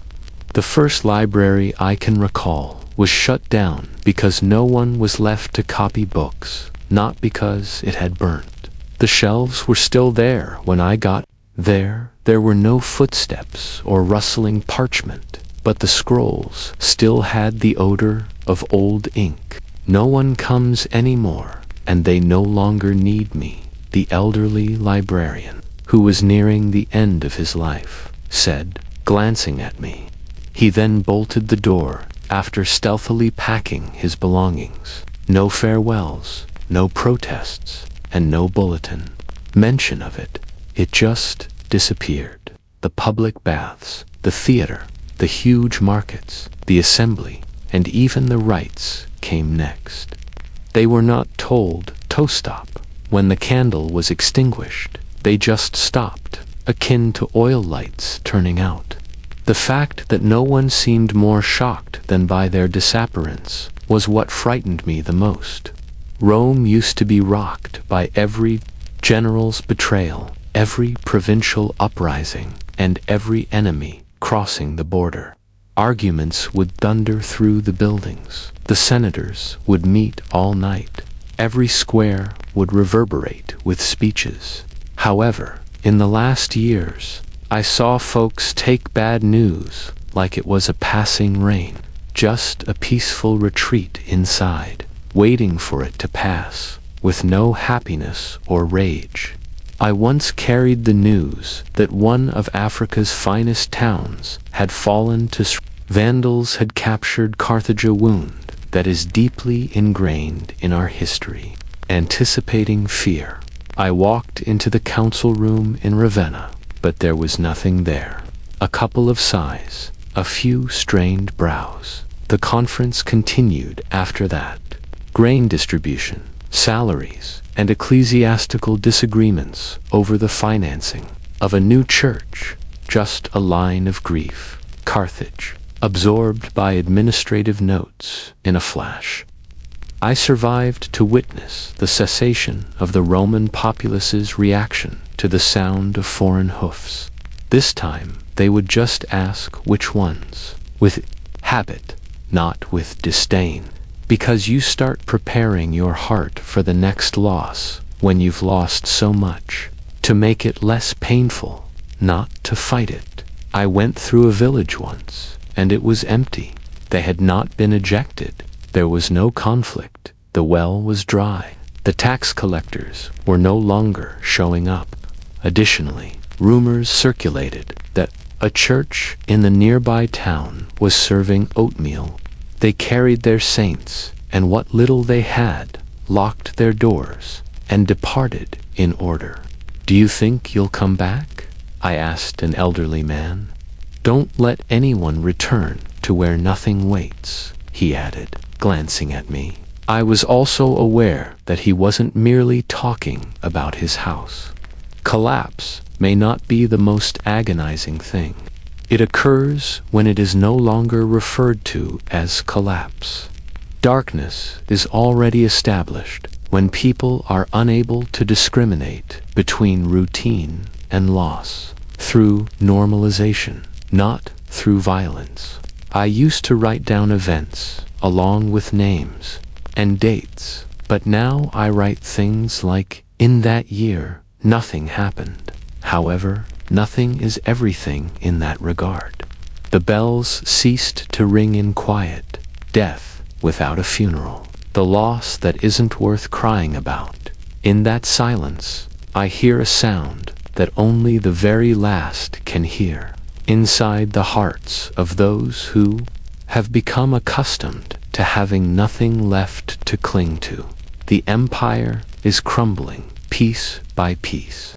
I used to think that even if all buildings were destroyed and all laws were forgotten, memories would endure in children's games, mothers, lullabies, and old stories, like a flaming ember buried in ash. I thought Rome would endure in memory until someone rekindled its flames. However, I discovered they stopped asking one day while I was sitting with the village kids around a little fire. The people who constructed the stone paths beneath their feet were not questioned. I didn't question why the temple's columns were higher than those of the more recent church. Didn't question the coins with strange faces on them, the headless sculptures, or the partially carved inscriptions. As though degradation were the world's inherent form, they lived among the ruins as though they had always existed. I used to narrate tales of distant conquests, mighty emperors, and Romulus and Remus, once, with their eyes gleaming in the firelight. The children listened and inquired as to whether the Goths were afraid of the Roman horns, and whether the eagle actually flew above the legions. Now, though, they look aside when I start talking. "That's old stuff, Grandpa," someone remarks, with indifference, not disdain, as though I were recounting a dream that was unrelated to the reality they were familiar with. And I realized that generation had lost its memory, not because it was removed or prohibited, but rather because no one shared it. The melodies of their ancestors were no longer sung by mothers. Before going to bed, fathers no longer shared stories about Rome. Since they were no longer reading Lucretius or Seneca, the priests stopped quoting them in their sermons. Additionally, if there were still schools, the teachers taught letters and maths, but not history. They knew, but not because they were disrespectful. History was no longer necessary. A toddler once unearthed a little jug with figures carved on its rim from a mound of debris on a wintry day. He inquired, "Hun, Grandpa, can you cook with this?" As he presented it to me, I grasped the vessel and recognized the image one. Holy ceremony to Mars. To explain, I opened my mouth.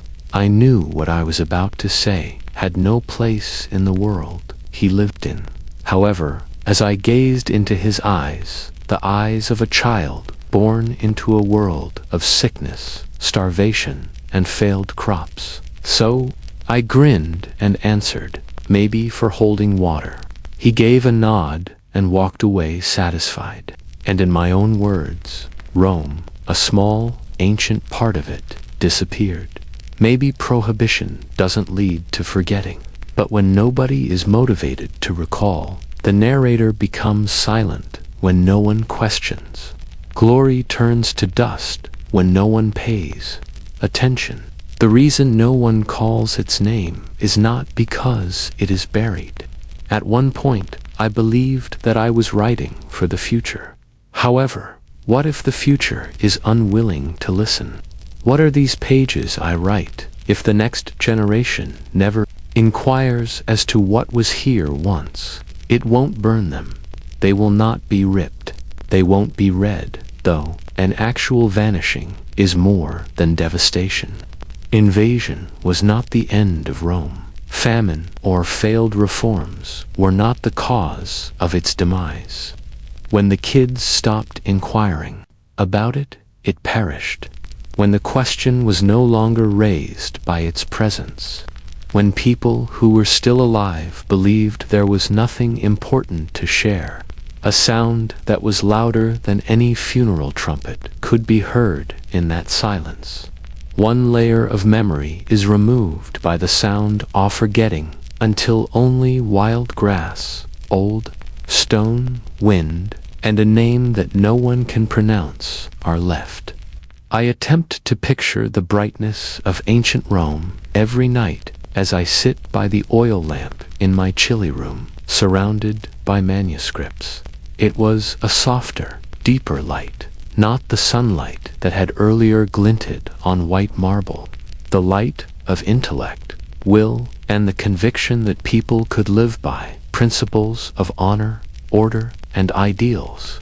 I can still see that brightness. However, I start to question if I'm the only one that still does, because everything has gotten dimmer around me. There are no longer any chants. The processions are no longer going on. No more military oaths. No more people congregating to pray in front of statues. The faces of individuals who have endured for a long time are worn with silence. The old people's eyes are tired, and the young people's hands are hard. Only a few of the rows of candles that previously lighted the cathedrals now flash like fireflies in the waning days of summer, lit out of habit rather than faith. I continue to stroll the stone pathways, knowing every crevice, every twist, and every turning point reminds me of the past. A senator's thunderous voice was heard there once. I once witnessed a legion triumphantly returning. I once copied an emperor's decree whose voice was solemn and determined. But now they're all gone. Only I possess the barriers they erected, the principles they defended, and the aspirations they toiled for. I once saw a young guy etching the name of an ancient god not to preserve it, but to obliterate it into an old stone tablet. I questioned him about it. "They paid me," he said. "It is not necessary for me to know who it was." I also knew he wasn't at fault. He just lived in a world where recollection was unnecessary. And I was only a man smuggling fire through a freezing forest, concealing a tiny flame in the sleeve of an old robe. I once ascended the Palatine Hill, which was formerly the center of Roman power, and where palaces once overlooked the entire city. Birds nested on the statues, weeds covered the arches, and wind swept through thecolanods like a universe without a name. Nevertheless, I stood there to remember, not to pray or cribia, 'cause if I forget, nobody else will. It will all go dark if I don't cling to every little detail, like the smell of sheepskin in a library, the sound of stone wheels on cobbles, or the way light flowed through the Pantheon's dome. The darkness that kills without leaving a corpse is the darkness of forgetting, not the blackness of night. I don't have any kids, students, or readers for my writing. However, I continue to write because I kindle a small flame with each line. I don't think it will light up anything. All I can hope is that it will withstand the darkness that is devouring memory, so that, maybe in the far future, a stranger will flip a page and discover light instead of grandeur. The brightness of a tiny, obstinate lamp burning low in the heart of one man in a city that has long since lost its light, not the blazing sort, and I, its custodian, have lost all hope. However, I haven't let it go yet, because Rome, or at least a dim image of it, will always be in one's memory as long as it burns. When Romans stopped repairing what was broken is a mystery to me, perhaps. That was the day a temple roof fell and no one arrived to support it. Perhaps it happened when the plaster on the council hall walls came off, revealing the bare brick underneath, and people simply looked at it before continuing. Or perhaps it was when I was sitting under a broken colonnade writing and no longer felt as though I was surrounded by ruins, as though ruin had become the norm. In the past, we were experts in architecture, preservation, and perfect order. A rough journey was not acceptable. The emperor had good reason to be concerned about a sagging monument. However, people no longer look up when they see falling stones from a facade. A tree branch is used to support a leaky roof. A reed rope is used to secure a damaged hinge. Nobody voices any complaints. Nobody offers to fix it. Nobody sees the need to return things to as they were. I recall seeing a large crack running down a marble column one morning as I was walking through a city gate, which was once a magnificent entry into Rome, to alert visitors not to stand too close. The residents of the town had hung a little bell. No one considered reinforcing it, not because resources were limited, but rather because no one thought it was worth keeping the way it was. When no one made an effort to conceal the fissures, I finally understood. The illusion is no longer being maintained. The human spirit, pretty phrases, no longer concealed the cracks in memory, faith, and dreams. Nobody said, "It will be all right." No one mentioned the merits of ancestry. The golden age was not cited. Simply put, will endure. And it was sufficient. There were no excuses for endurance. I once walked into a church with wet walls and faded, unmaintained frescoes. Under the cracking plaster, a young priest preached in a calm voice, as if he were speaking in a beautiful cathedral. And I understood that he did not consider the cracks to be a source of embarrassment. Like all of us, he had become accustomed to them. We were accustomed to filthy well water, bumpy roads, and unfavorable news that no longer made us cry. I once gave a letter to an old acquaintance that had been water damaged and had blurred edges. I said I was sorry I didn't rewrite it. "No matter," he responded with a smile. Now everything is hazy. Even though it was a light line, it rang in my head like a midnight bell. It's true, but not sad. We had come to terms with it, without having to justify it. We even ceased repainting what had peeled away in the soul's architecture. Once meaningful conversations had become brief and direct. Once polished manuscripts were now hurriedly scrawled for completion. Nobody tried to be flawless. Nobody aspired to be great. We tried not to run aground while living like boatmen on a dried-up river. I once wrote, "When no one cares to repair the walls, Rome falls, not when they are breached." But now I've made revisions. Rome dies because no one needs it to be whole anymore. Not because it is broken. Everything has already broken, so there's no need to hide the fractures any longer. And instead of denying it, we've just learnt to move among the pieces without hurting ourselves further. I can no longer distinguish between dwellings and ruins, since it has been so long. Incense was originally offered to the gods at temples. They now provide shelter for livestock. Cheese is pressed in public baths. Rough cloth is used to create a winter market in the Senate's Great Hall. And nobody thinks it's odd. Nobody laments. Nobody is lost. We've spent so much time surrounded by ruins that we've learnt to accept them. I once entered a blacksmith's home, where his forge was situated in the center of a villa that had marble floors. Mosaic depictions of goddesses holding laurel wreaths and gods riding clouds were still visible on the walls.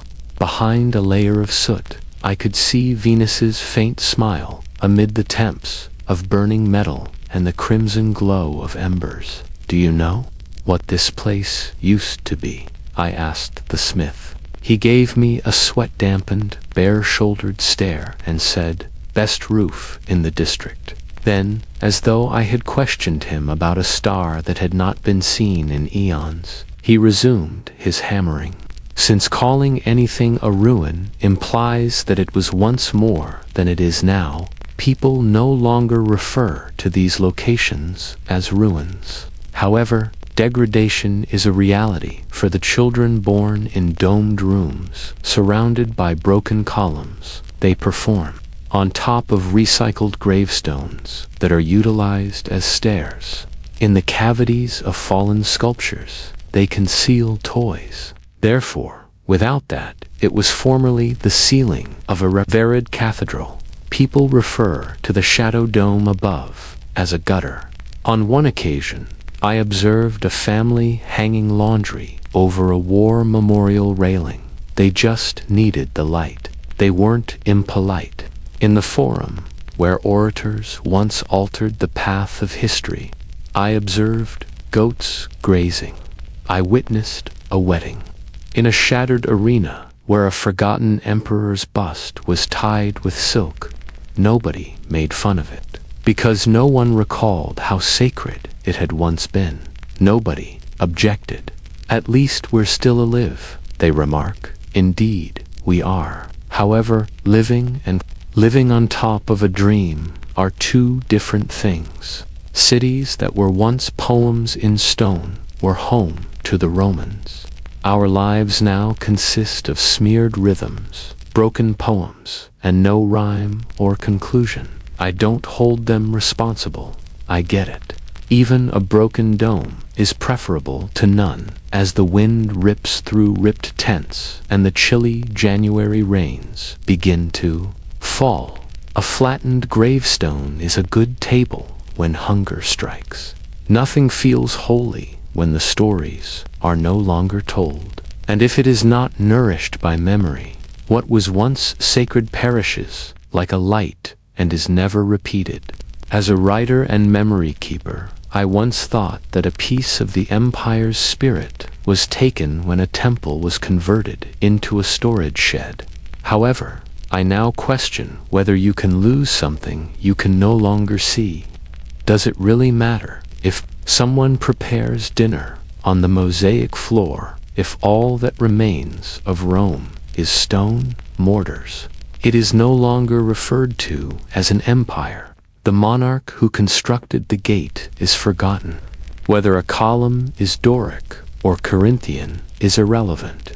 People just go about their lives like moss growing up old walls, like birds building their nests beneath fallen arches, or like people coming to terms with ruins as though they had never been anything other.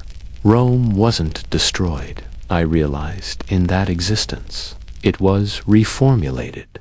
It was a patch of shade that provided enough protection for people who no longer needed dreams, rather than a light that beamed onto the world. In the past, Romans followed the laws of the gods and the rhythm of the universe, which was dictated by the stars. Each season had its own name, each day has its own ritual, and each month has a deity. We were aware of the best times to plant, harvest, wash, and fast. We numbered the days the way a carpenter meticulously, steadily, and faithfully counts each nail in the world's architecture. However, nobody mentions the Kend, Noni, or Aides anymore. The bronze plaques in the forums are rusted and unreadable, and the stone calendars are covered in moss. The solstice is not marked by trumpets. Thessatonellas are not illuminated by lamps. Winter arrives without fanfare, in the form of wind seeping between stones, frost clinging to shattered domes, and an unnamed chill that creeps in like a night without a moon. I once inquired about the day from an elderly woman. She said, "The day after yesterday," with a slight smile. What appeared to be a fantasy turned out to be a truth.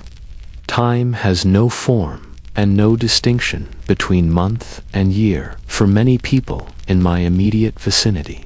At the turn of the season, nobody hosts anything. Every festival has gone silent, so no one announces that the next one is approaching. All the bells have ceased. All calendars are no longer relevant.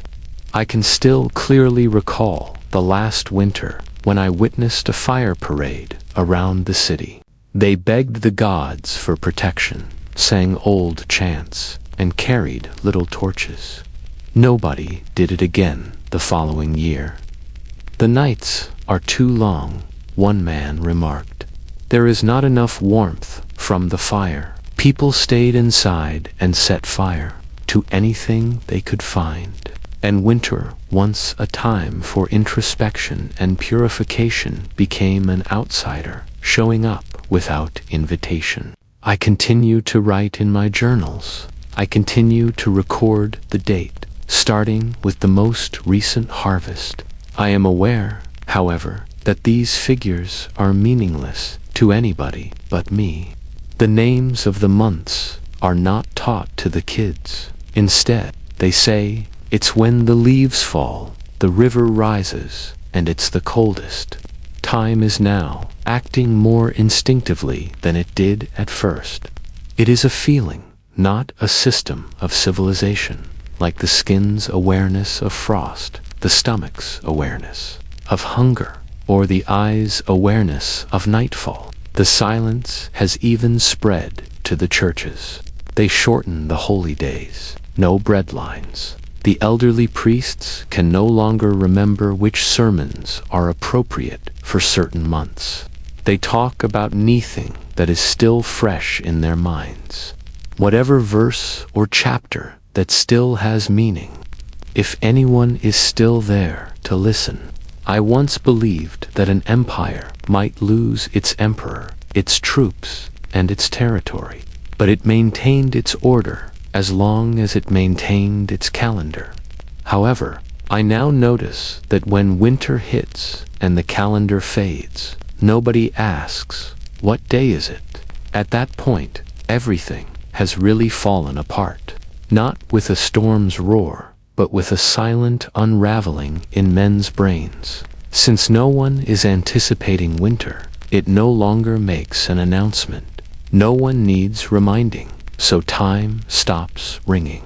And I no longer count, having once been governed by the Roman calendar. For example, today is colder than yesterday, and pray that there will be enough light tomorrow to view one more line in a story that no one is counting the number of chapters in anymore. At one time, we had faith in promises. They didn't need to be inscribed in stone, since they were sacrosanct. We believed in Emperor when he promised to feed the army through the next season. Offerings were brought to the fields by the populace when the church promised prayers for bountiful harvests.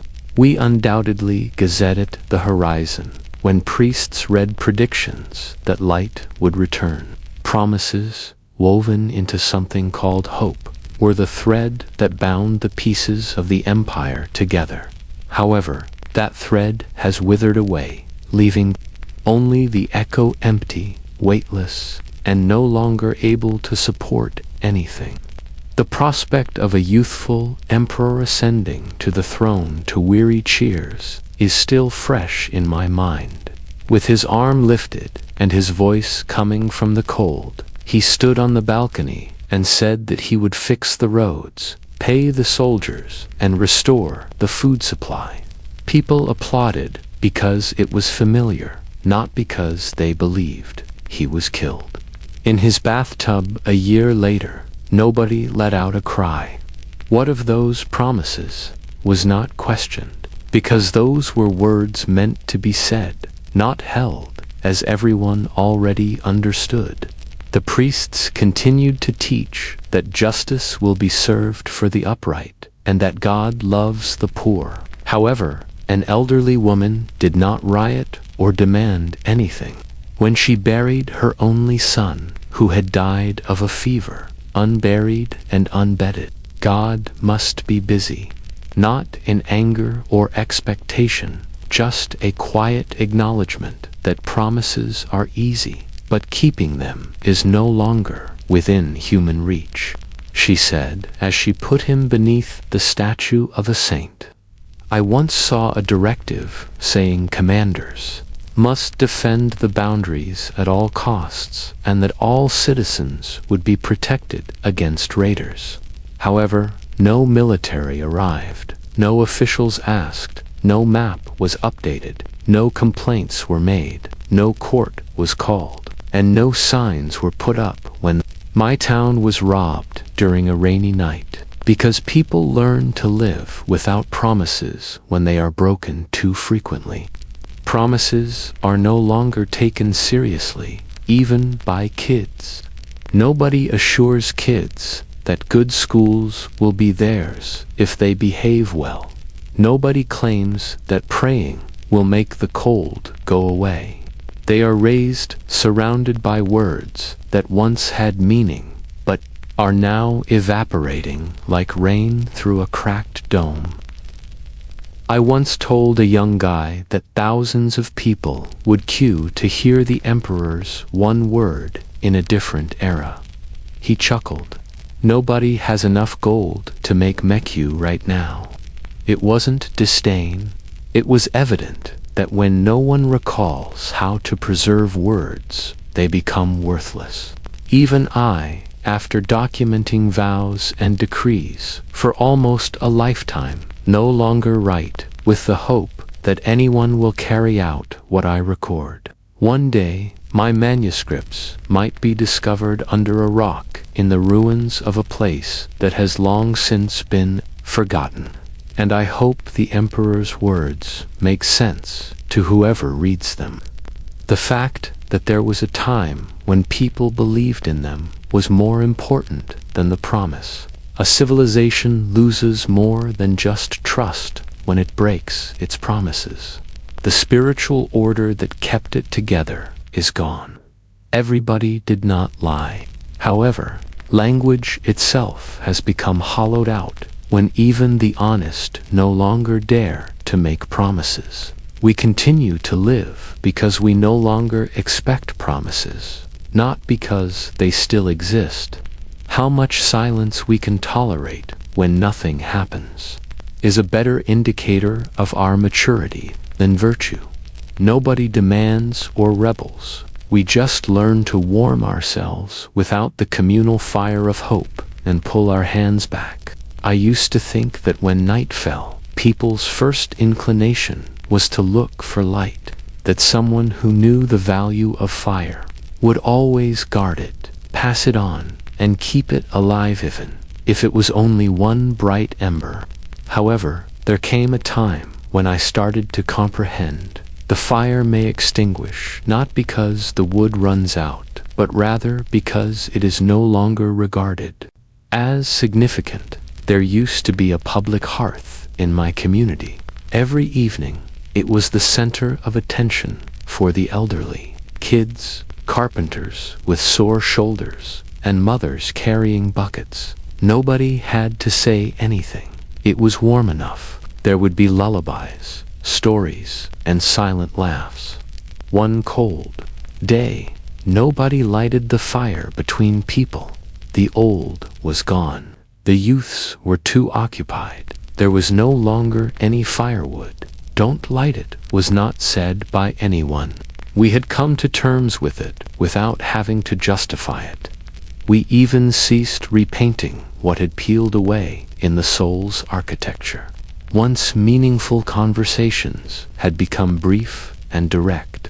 We tried not to run aground while living like boatmen on a dried-up river. I once wrote, when no one cares to repair. The walls Rome falls, not when they are breached. But now I've made revisions. Everything has already broken, so there's no need to hide the fractures any longer. And instead of denying it, move among the pieces without hurting ourselves further. I can no longer distinguish between dwellings and ruins, since it has been so long.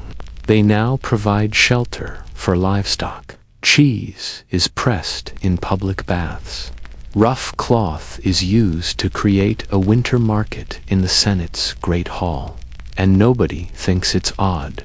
Nobody laments. Nobody is lost. We've spent so much time surrounded by ruins that we've learnt to accept them.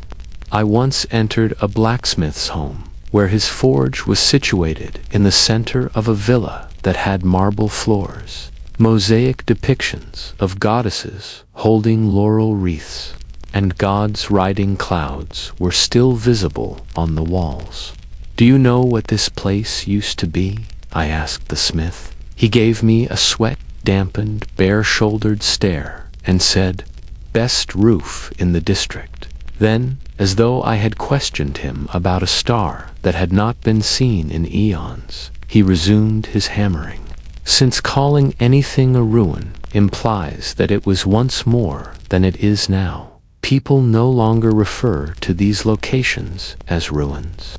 However, degradation is a reality for the children born in domed rooms surrounded by broken columns. They perform. In the cavities of fallen sculptures, they conceal toys. Therefore, without that, it was formerly the ceiling of a revered cathedral.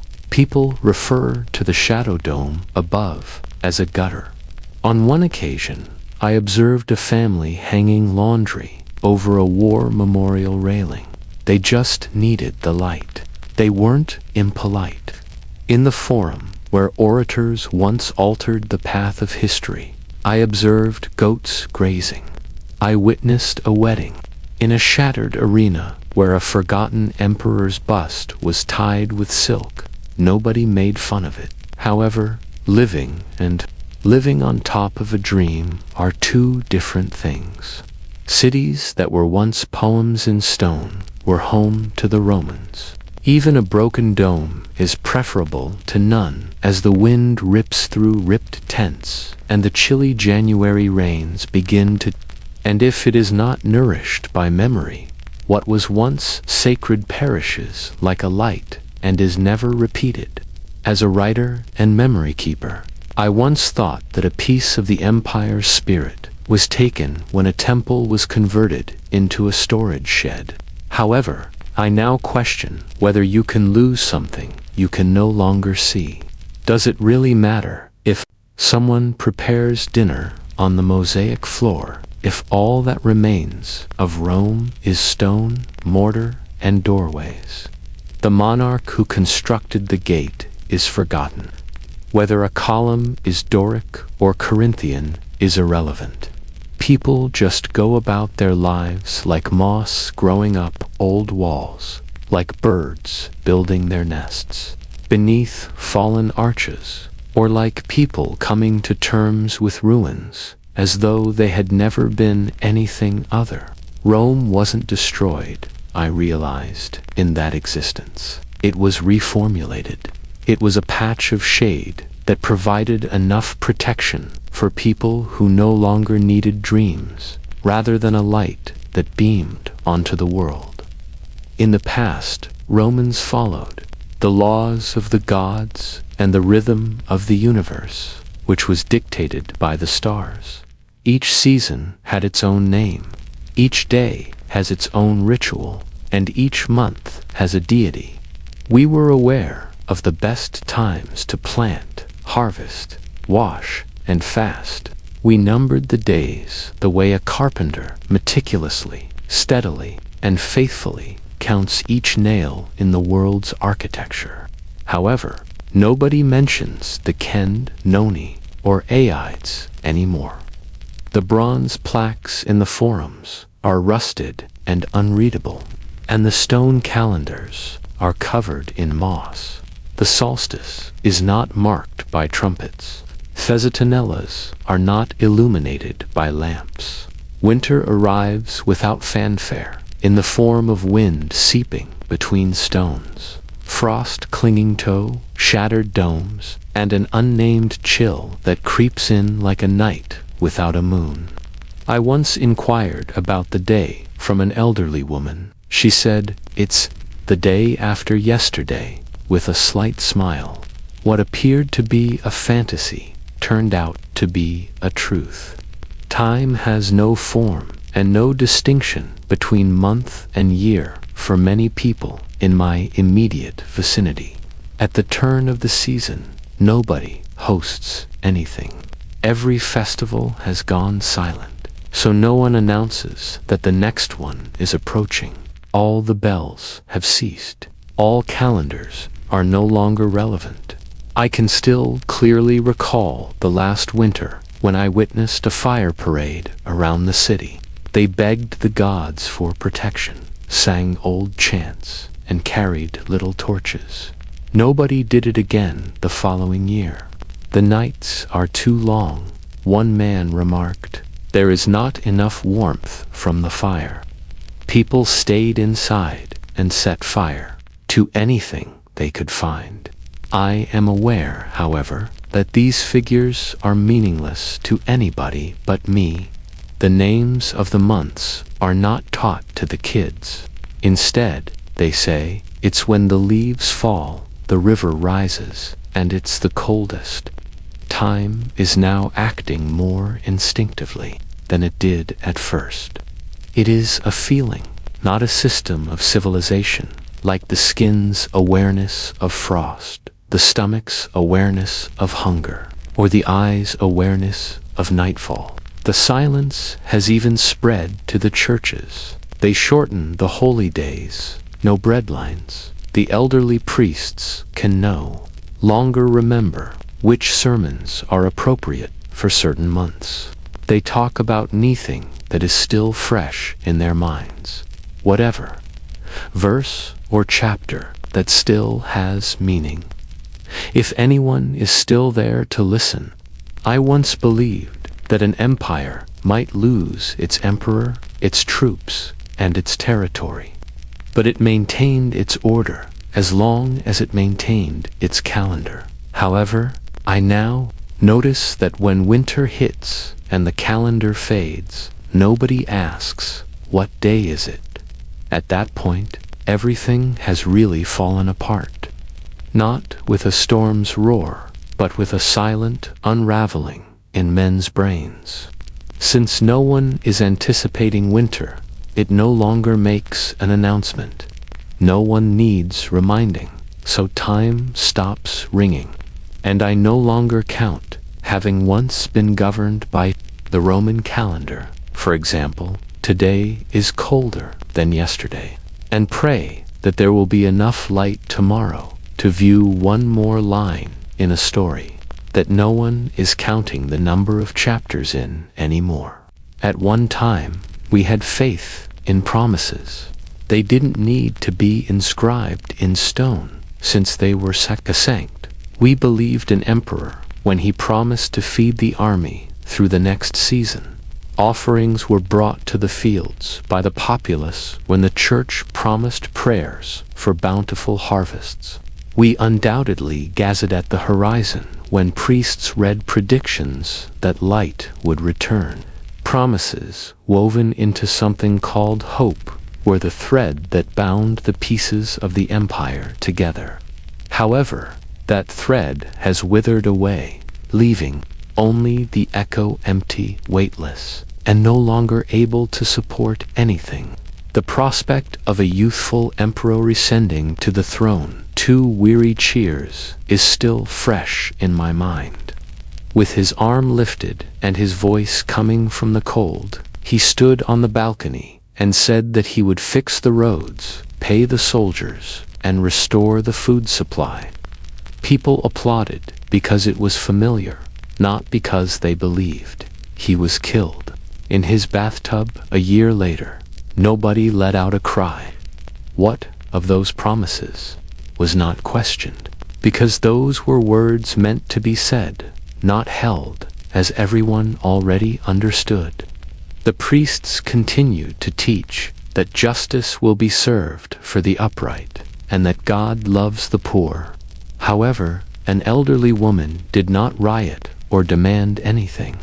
When she buried her only son, who had died of a fever, unburied and unbedded, God must be busy, not in anger or expectation, just a quiet acknowledgement that promises are easy. But keeping them is no longer within human reach, she said, as she put him beneath the statue of a saint. I once saw a directive saying commanders must defend the boundaries at all costs and that all citizens would be protected against raiders. However, no military arrived, no officials asked, no map was updated, no complaints were made, no court was called, and no signs were put up when my town was robbed during a rainy night, because people learn to live without promises when they are broken too frequently. Promises are no longer taken seriously, even by kids. Nobody assures kids that good schools will be theirs if they behave well. Nobody claims that praying will make the cold go away. They are raised surrounded by words that once had meaning but are now evaporating like rain through a cracked dome. I once told a young guy that thousands of people would queue to hear the emperor's one word in a different era. He chuckled. Nobody has enough gold to make Mekyu right now. It wasn't disdain. It was evident that when no one recalls how to preserve words, they become worthless. Even I, after documenting vows and decrees for almost a lifetime, no longer write with the hope that anyone will carry out what I record.